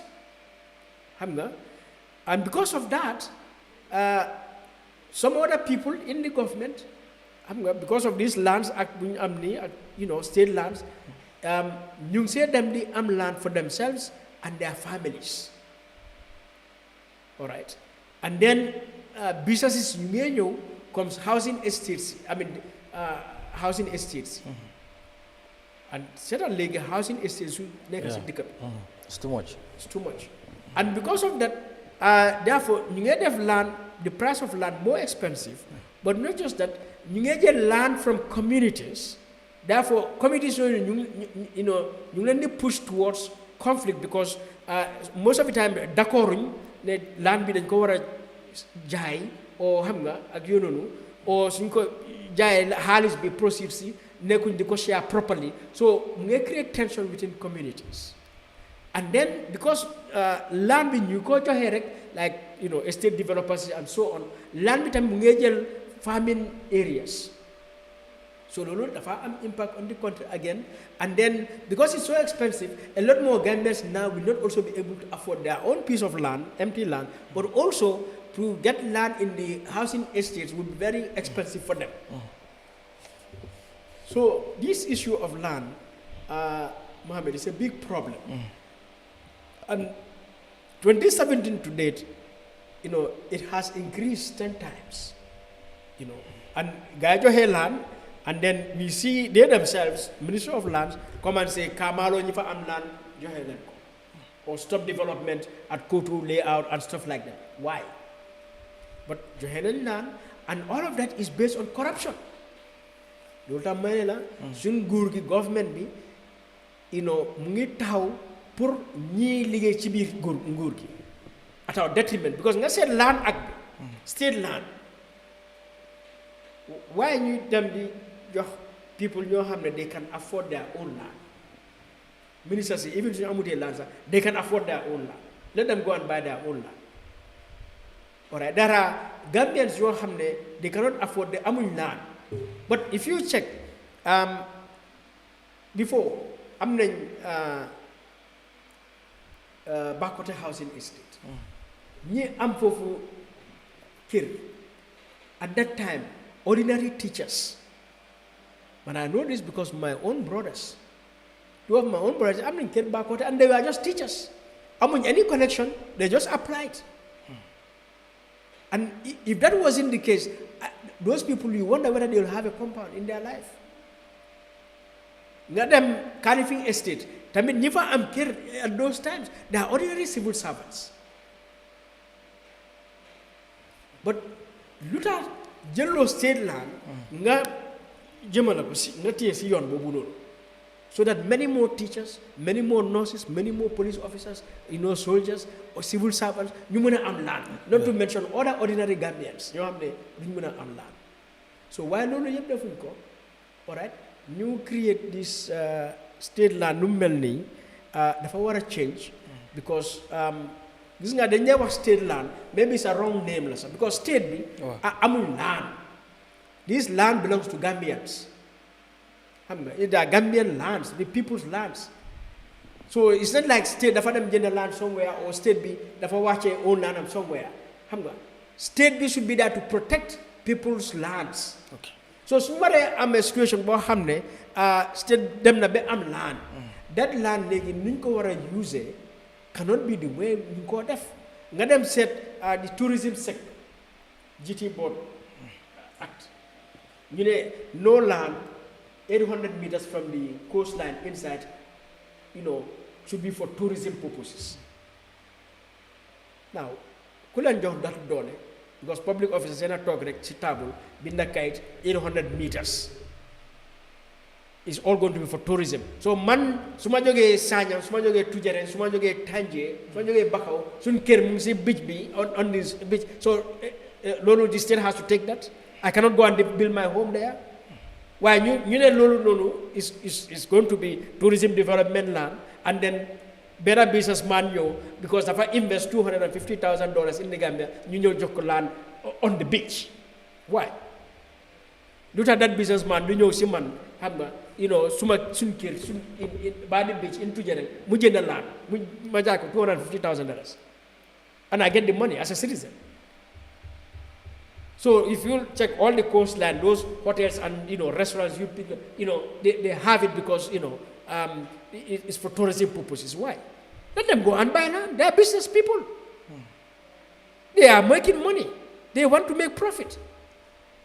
The asset that family has, Kudega Tanje or Tujarang or Kato or along the coastline, is a Gambian. That land is his right. Some businessman is coming from, Europe or India or China or anywhere in the world, or even a Gambian businessman, then call job because the family for hotel. Nako jenda from that family. Wow. Nako jenda from that family. You took a price, mu jenda ko. Mu def business, mu def profit, mu fay tax up. But nga joko tax concession. Because you go to Gaipa, you large, tax in, what do they call it, special investment certificate. Because they have a certain amount of money in invest. Why? A businessman who saw the Gambia, bu nga invest fi nañoo invest. What you should do as a government, make sure Gambia am na the right laws, make sure Gambia am na the right infrastructure. Xam nga electricity, water supply, roads are in place, make sure that is security. pour nga mën a teg loo xam di nga mën a attract waaw so that businessman bu war a ñëw moo xam ne dëkk bii de am nañ courant du problème, ndox du problème, yoon yi duñ problème, transportation movement du problème, telecommunications, their banking services are okay. Xam nga seen telecommunications, internet are okay. Now you as government loolu nga war a ensure, and investors will come. Why you go and give so-called special investment certificate nga jël nit ñi seen land boo xam ne seen maamaati foofu seen kër seen dëkkal, because it's close to the beach, is within 800 nga dem jël loolu noonu di ko jox a foreign businessman or a Gambian businessman, kooku di dem make profit, du pay tax, and those families are pushed into poverty. So Mohammed, this injustice moo nekk in this country since independence boo xam ne dafa war a jeex. That is the issue. So this land thing lu ñoo wax yëpp nga toog Kamalo, I mean international conventions have protected Kamalo. Those mangroves are protected by international conventions. Okay. So ba tey si loolu la gis nga minister of lands Amat Bah ñu wax ne dinañ nguur gi dina tabax 200,000 housing pour jox ko Gambians yi ñi nga xam ne seen loxo jotul seen ginnaaw in 10 years. So December 2025 they will start and build 10,000. So moom wax na sax immediately now they are going pour xool nan la ñu amee phone pour mën a start loolu defe naa bu fekkee ne projet bu baax la pour nga build 200,000 in 10 years. Waaw projet bu baax la in principle. Gis nga housing ku seet development yi dëkk yu ñoo wax advanced countries comme UK or Germany or France or xam nga even America dëkk yu demee noonu. Because dañ invest in housing. Wow. Not just the government, but even the local councils, they should be building council houses. So they made Dakar, ñu ngi am lu ñoo wax ay HLM, for example, ñu build a structure, 10-story building, massive boo xam ne 100 families can go and live there. 500 families can go and live there. In America, ñu ngi leen di projects, so that low income earners, citizens, mën nañoo dem foofu noonu dëkka, and have housing. And that is also part of a way of managing the land of the country, the environment of the country, and building the country. So it's a thing loo xam ne man wax naa ko du tey many years ago. Social security, in meetings I had engaged them on that. Why is social security the sample in an area supposed to be give people plot? Now if you check Bakote housing estate, nga compare ko with Kanifing housing estate. Bakote then build houses, people came in there. Now when you go to and it's all built, but if you go to Kanifing housing estate, until today, since it was until today, Yangegi certain empty plots, because people had plots, they don't have money to build it to the end. So you still have empty plots down there. You go to Brusubi, still a lot of empty plots.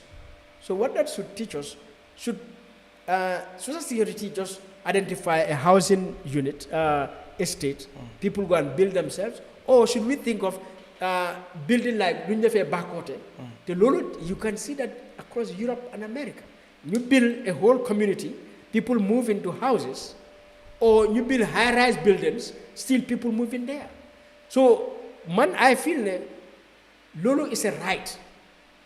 Housing is a right of the citizens. Citizens have a right to housing. Workers, one of the benefits workers should have is housing.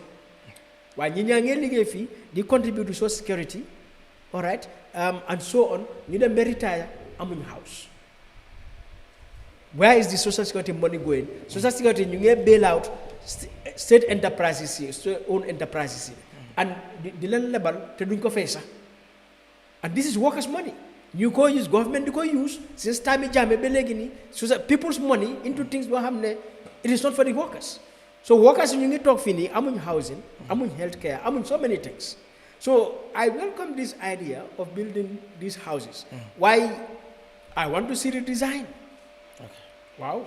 Where is the design? December 2025. Wow. Yeah. So ñu ngi xaar December mu ngi ñëw. Yeah. You said design bi because du ne rek ñu build housing. Okay. So far, government projects are poor quality projects. If you look at their roads, they are poor quality roads because of the corruption. Wow. Ngatiye this Jabang highway did them potholes nge am na yoni fu ñoo touch. All right. I mean yon bi ni ñu ko liggéey pare ngu sa ñu nge tojaat ay place di def ay affaire. Please yo xamne you think that they are already done with it. On other roads across the country, you know, you can see the quality of roads infrastructure in this country is very poor. Why? Corruption. So how much did you build 200 houses? Yeah. Nanga build quality houses, taking consideration of all modern facilities. Nga put into consideration disability and environment. No, you are going to ni Sting corner. Yeah, battle harin. You know, because you know by October you are here pare. Yeah. But you so far it is not disability friendly. Yeah, moo tax sax kii deputy minority leader Abdoulaye Cissé mi ngi doon wax ne di urge government pour ñu fexe am flyovers. But that is part of it. Yeah. Wow. See design bi dafa war a am some flyovers, some I don't know a number of flyovers. So I am surprised. Develop flyovers. Si saa si ñu ngi gis ay zebra crossing. ñu ngi touch ay place. What is the point of a zebra crossing? léegi sa nit ñi ñoo dee defal seen bopp on because of koo xam ne fii la war a fii mooy Johnson am mu war a dem foo xam ne dina dox mi bi. Waaw lu bari. Why super flyovers? Yes. People would know that these are the crossing points. Yeah, why? Because this road, the way it is, I mean, I hope they find a traffic light because it's not enough to get a zebra crossing. So, quality of infrastructure, so that we build housing units. I don't know what kind of houses they are going to build, whether they'll be bungalows or they will be story buildings.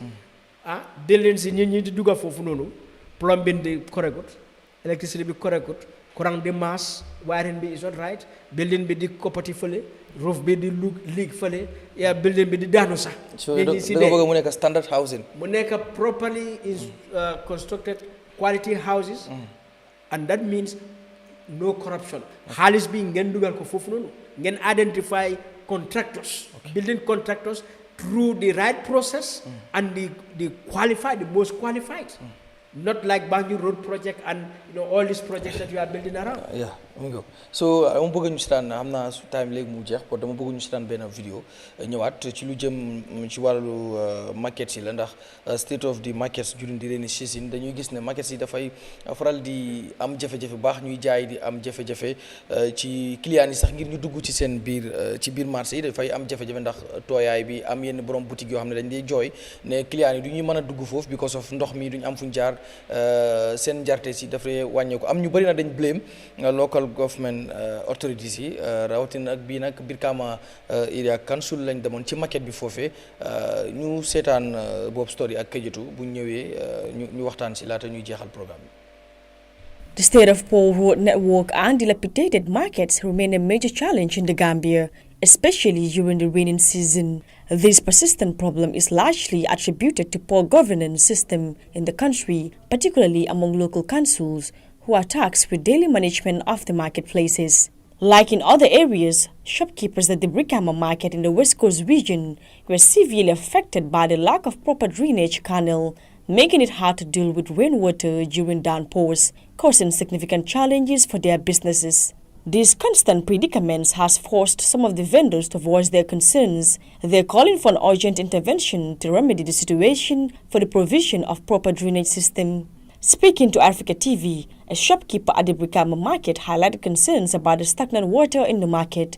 He criticized the local council for not effectively using the funds generated from the duties and taxes collected to improve the condition of the market. Fii de jafe-jafe boo xalaatee ñu ngi jàngoonteeg moom ci marché bi ndax ndox bi bu tawee ndox mi du dem canal bi dafa ndaw fii fosse bi moo tax ndox bi gisoo fii nii sax yëpp ndox day dugg damay xoos ba sonn chaque jour te yeneen yi ak yeneen client yi fii duñ dee nangooy egsi fii ndax ndox bu tawee fee la ñuy yem ci buntu marché bi léegi yi ni mel ak mbalik bi xeeñaay bi fii moom dëgg-dëgg ñu ngi si jafe-jafe moom buñ ñu dimbalee rek ñu jël buñ ko gisante moo xam naa ne loolu bu fekkee mu ngi duggaat si marché bi ndox waru fee taxaw ci yoon ak mbalik bi taxawaalu fii du yoon de wala mbalik bi yaakaar naa gis ngeen foofu ndax foofu ngeen jaar dëgg-dëgg ñun moom gisuñ ci suñu bopp moom ci dëgg-dëgg rek mbalik bi moom gars yi dañoo seetaan trop ñun de lu ñu mën a wax ci kansul bi ndax kansul moo jiite marché bi ñun loolu la ñu xam kansul bi normalement moom moo war a lijjante mbalik bi ak yu ni mel waaw xam nga nguur moom mënul nekk fépp fenn fu nekk am na ko fa nekkal ñi nekk ci marché bi ñoo war a lijjante li nekk ci marché bi fii waaw. Babukar Krubeli, another shopkeeper, shared his worries about the market's condition while lamenting the impact of rainwater on their businesses despite daily duty payments. He called on the area council to collaborate with the government to address the persistent challenges they're faced with. ñun moom ñu ngi koy dundee dafa métti lool sista marché bi salte na ñu ngi fay juuti di fay taxi man maa ngi nii damay andi cikin waaye su ma ñëwee fu mu toll nii dama am fu ma ko mën a wàccee si marché foog ma dem ba Kassul ma wàccee ko Kassul ma fay ay pousse-pousse carton mu ne tendalas ñu ñëw andi ko ba fii yóbbu ko sama place doo am foo taxaw. da bés bu ne parole lool bëgg nañ ko ak gox meenam bi bëgg nañ ñëpp képp ku doomu Gambie ñu ngi lay bëgg di lay ñaanal nga am jàmm waaye fu mu toll nii tey boo demee si dëkk yi Afrique ay Guinée ay Sénégal Gambia moo gën a nekk si ginnaaw moo nekk laas tey Brikama lu mu dugal si xaalis is too much. Meanwhile, reacting to the poor state of the local markets within West Coast region, especially in Brikama, the spokesperson of the Brikama Area Council emphasized that the market is not the sole responsibility of the council. But he was quick to add that the council is actively addressing some of the issues raised by the vendors. Brikama boo xoolee si biir marché bi fii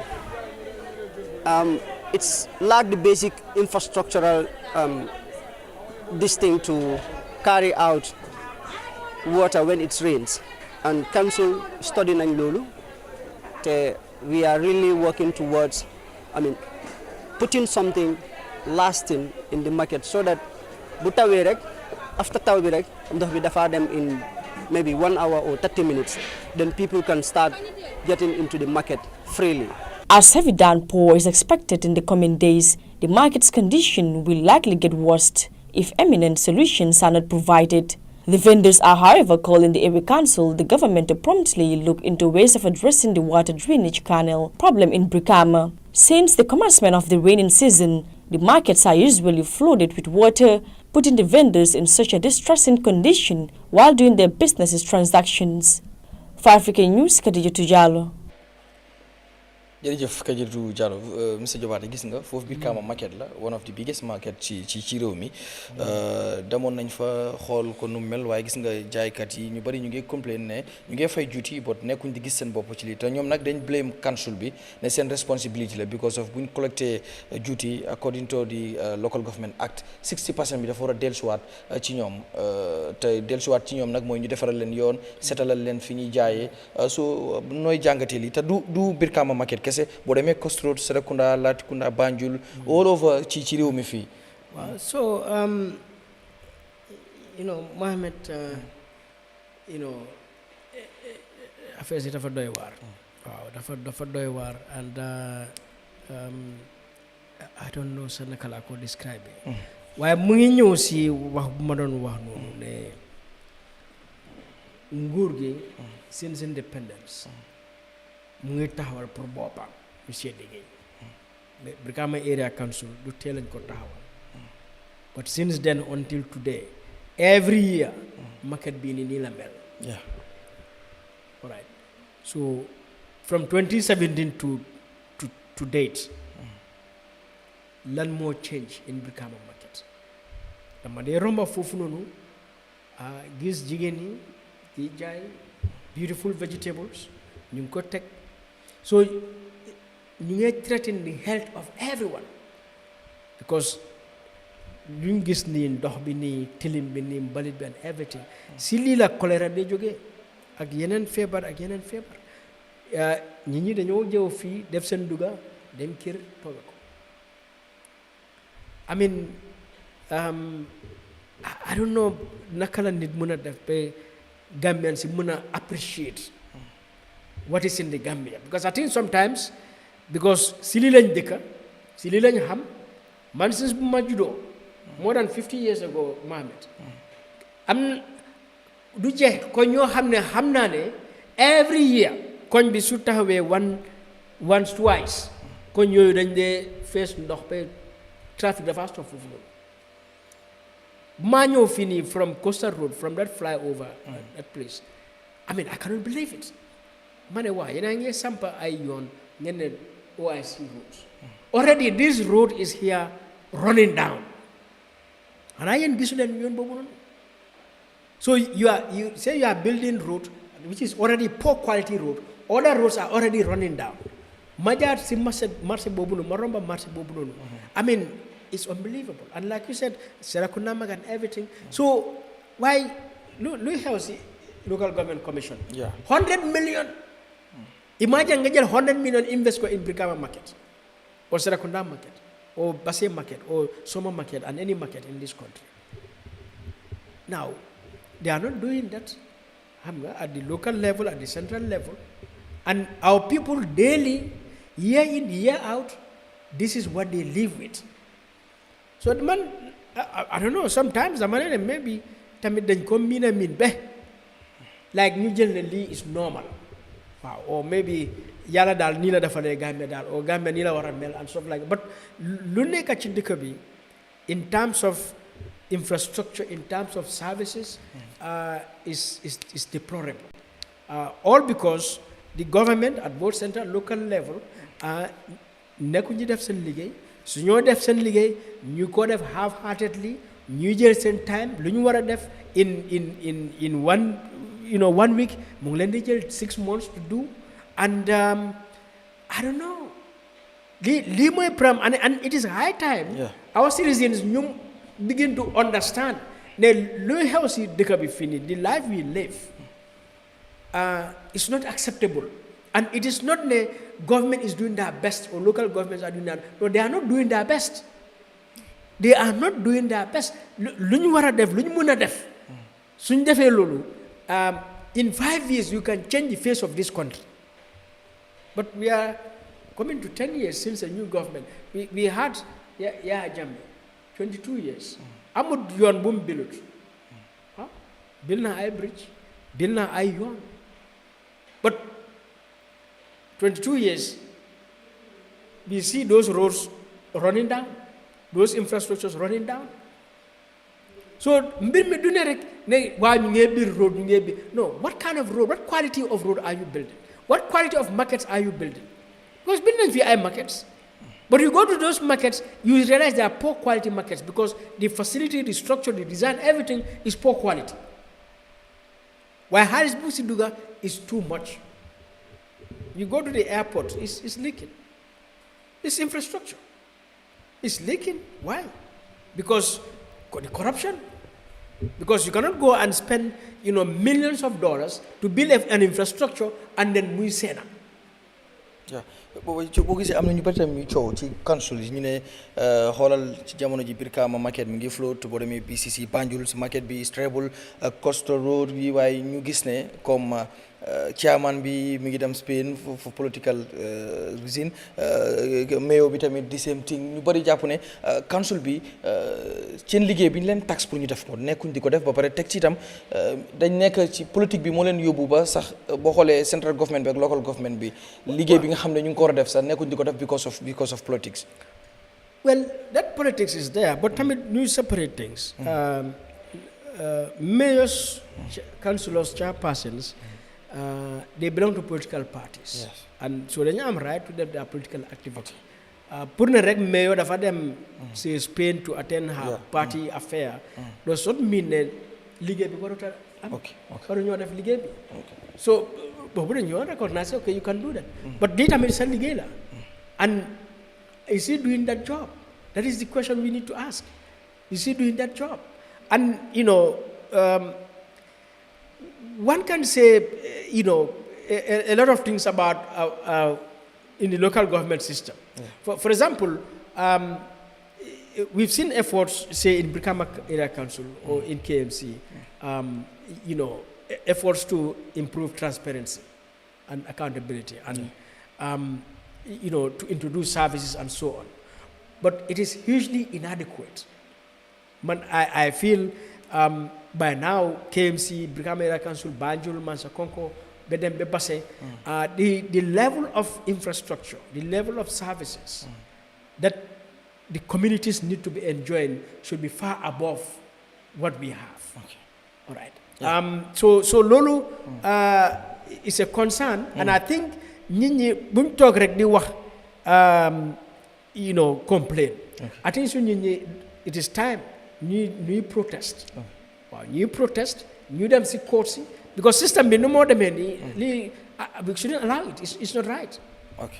Yeah. So dafa am ñaari mbir yu ma bëgg ñu jeexalee ko xadi xam nga may ma tuuti rek benn bi bokk na ci access to information bill bi xam nga jàll na ba léegi Minister of Information yóbboo nañ bi mu ci National Assembly bi ñu set up a commission jël ay commissioners yoo xam ne pour ñoom ñoo war a implement li nga xam ne mooy loolu ci biir loolu nag dafa am ñu ci gis ne commission biñ créated is not necessary ba pare di leen war a fay loo xam ne dafa méttiwaat ci site boo xoolee économique réew mi ndax ñu ngi wax ne ki nga xam ne mooy chairperson bi rek mu ngi war a fayeeku $146,500 yi per month boo boolee allowance ak everything yi nga xam ne jël nañ ko yeneen fooy yi si des $134,500 yi so yow ndax da nga jàpp ne it is necessary because ñoom ñoo war a implement maanaam because man Mohamed Mbaye as a journalist ma bëgg a benn information from the Ministry of Lands comme tey jii ma bëgg request comme liste yi nga xam ne ñi nga xam ne dañ leen allocated land since 2017 ma bëgg koo am su ma demee ñu bañ ma koo jox mun naa yóbbu maata bi di commissioners pour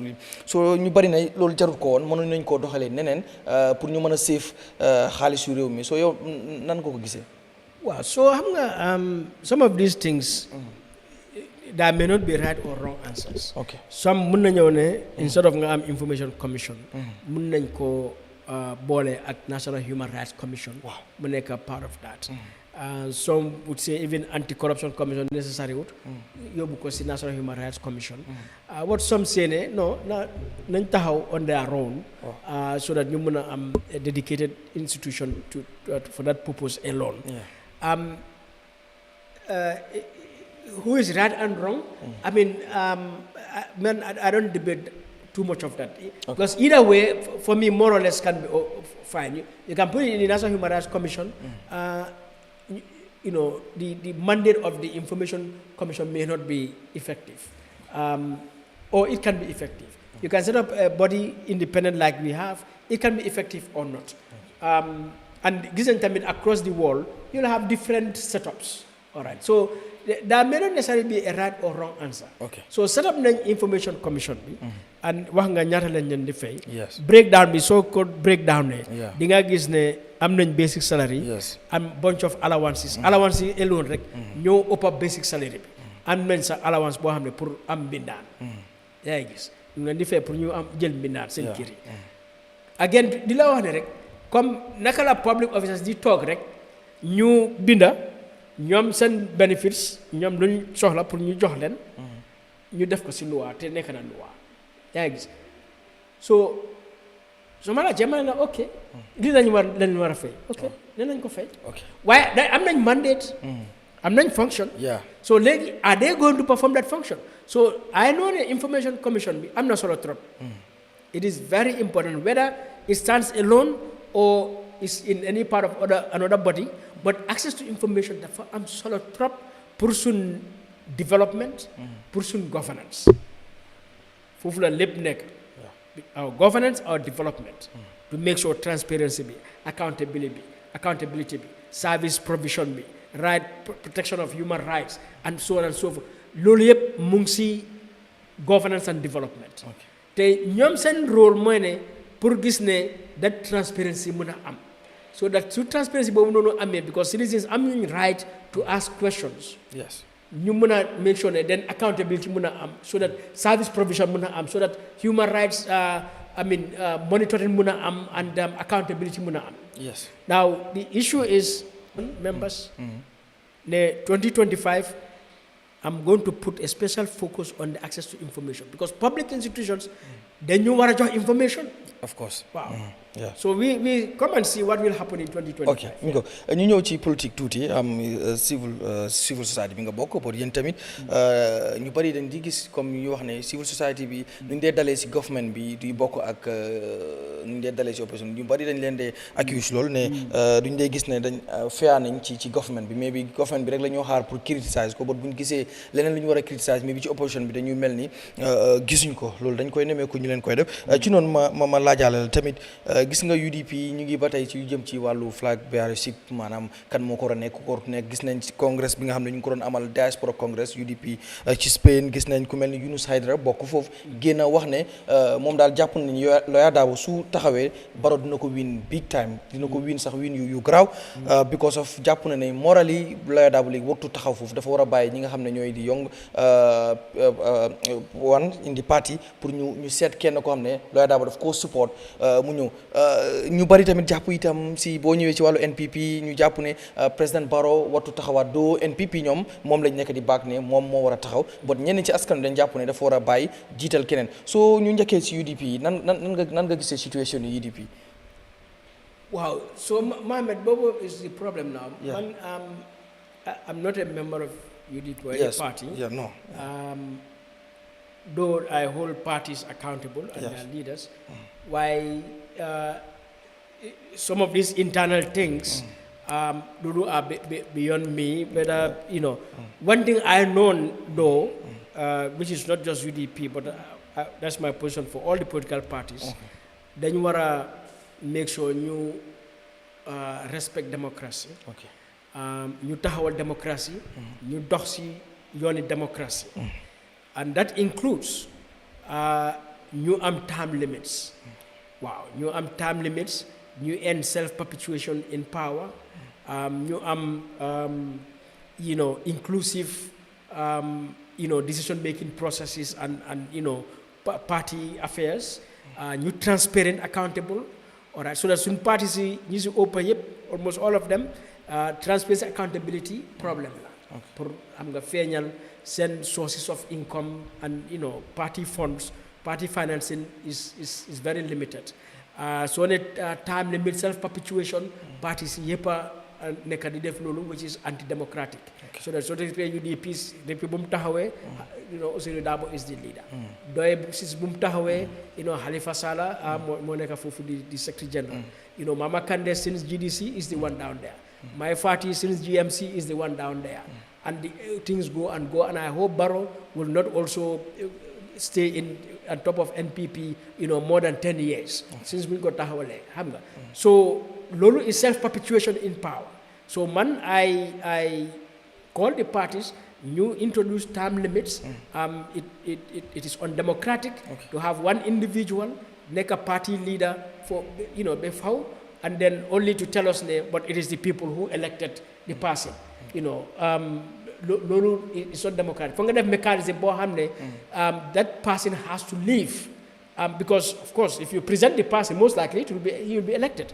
But you need to put mechanisms to make sure nobody has that opportunity to go up to a certain time. Women's inclusion, persons with disabilities, voice participation, decision-making process and party membership. So all of those democratic human rights standards and elements, all the parties adopt them. Okay. All right. So that when you say a flag bearer, I don't know whatever they will decide. Okay. But part of that term limit and self-perpetuation, I don't feel anybody should be flag bearer 2 times. Okay. All right. If you are a flag bearer, you win, nga nekk president. 2 terms. I don't think anybody should be president more than 2 terms. So as far as I'm concerned, for example, Adama Barrow, 2026 la wara M, because we will be 2 terms. And I will, because he's the president, I will vote against him, and I will encourage everybody to vote against him, not to have a 3rd term. It's a matter of principle. Whether they're right or they're wrong, that is a matter of principle. For anyone, you should be president for only 2 terms. Okay. As a political party, you should stand for for flag bearer only once. So I don't expect UDP to put Darboe as presidential candidate because he was once a flag bearer. I don't expect GDC to put Mama Kandeh as flag bearer because he was once a flag bearer and he did not win. I don't expect Doi to put off Halifa Sallah as flag bearer because he was one time, retire or not, but not to be a flag bearer because party has other people who should come. You see, Mohammed, this country, we have to face the facts and be realistic. We cannot build this country if we don't have democratic political parties. Political parties, ñoo xam ne gëm nañ démocratie, ñu taxawal démocratie seen loi and ñu dox si yooni démocratie. Because as I said, political parties ñoo dee run government.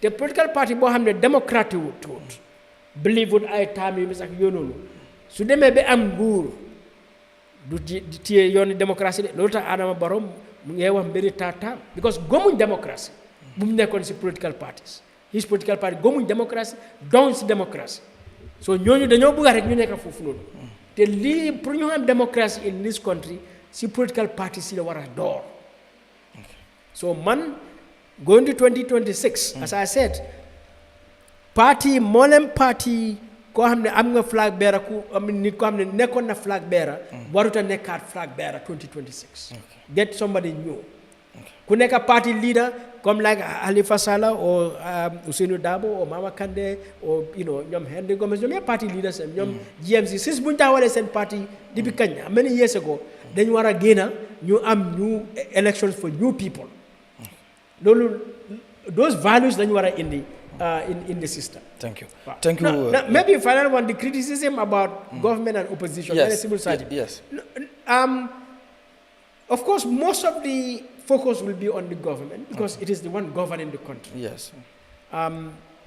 So fairly, civil society then you want to focus on the government, and as I said, the government and the president, they are legitimate targets.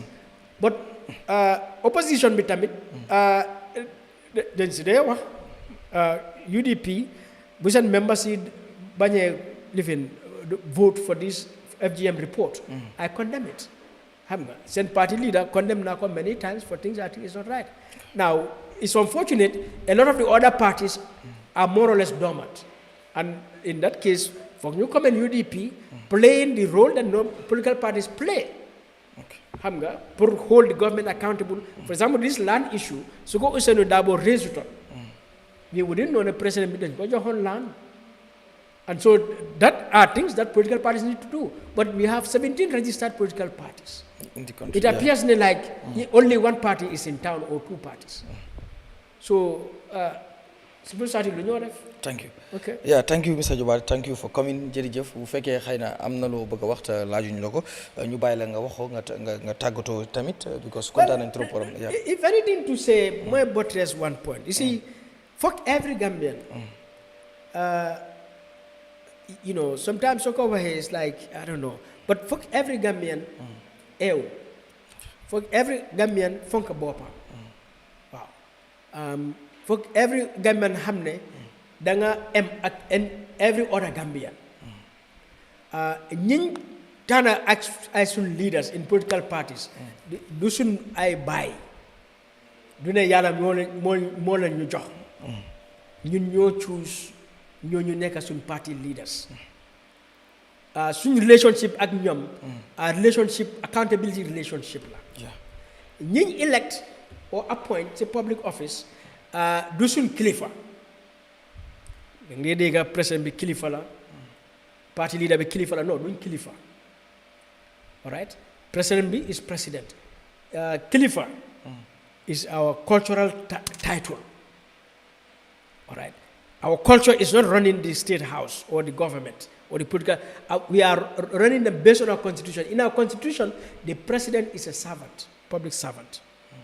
The best name is Mindan, Chief Mindan. Minister, deputy, judge, teacher, nurse, soldier, police, they are our Mindan.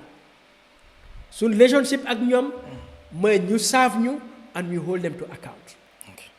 No, ñun as Gambians foog ñu am eew boobu noonu ñu taxaw si taxaw boobu noonu realize ne ñu ngi fay tax government si suñ tur ñu ngi jël ay bor and Gambia right now is bor ñu ngi am bor ba fii nii yaa ngi gis tax bi mu ngi bëri waaye the quality of life bu ñoo live after 50 years doomi aadama waruta nekk si façon life boobu noonu te loolu ku dem ba fonk sa boppa xam sa boppa respect sa boppa war ngaa réaliser Gambia condition bu ñoo live doomi aadama waruta du nee noonu toog a whole day 1 hour amuloo courant loolu dafa war a deñ in this country since independence waaye ba léegi ni ñu ngi koo am so man lu ma bàyyee Gambian si rek government bi su baaxee ñun la su bonee ñun la suñ political parties si party leaders si suñ demee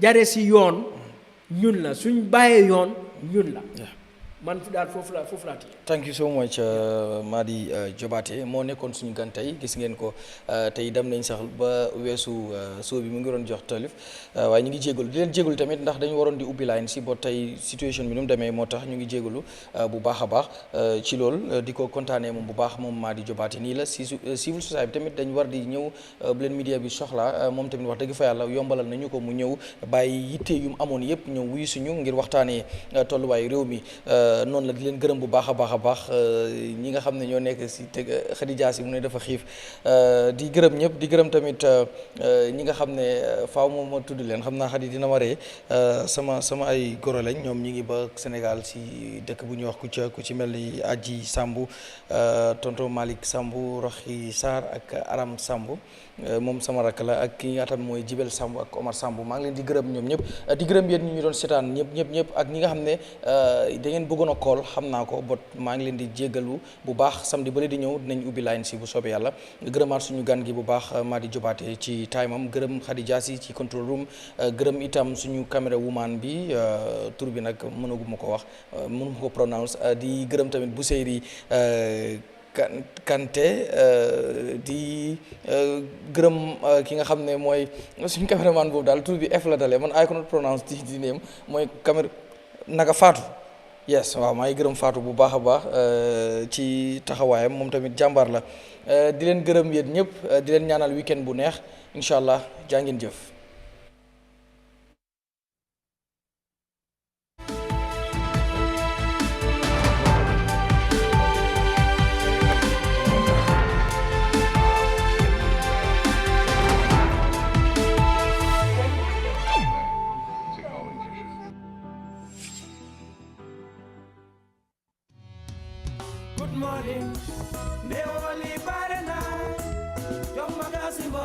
We are back again to bring you another brand new edition of the Good Morning Africa program right here on Africa.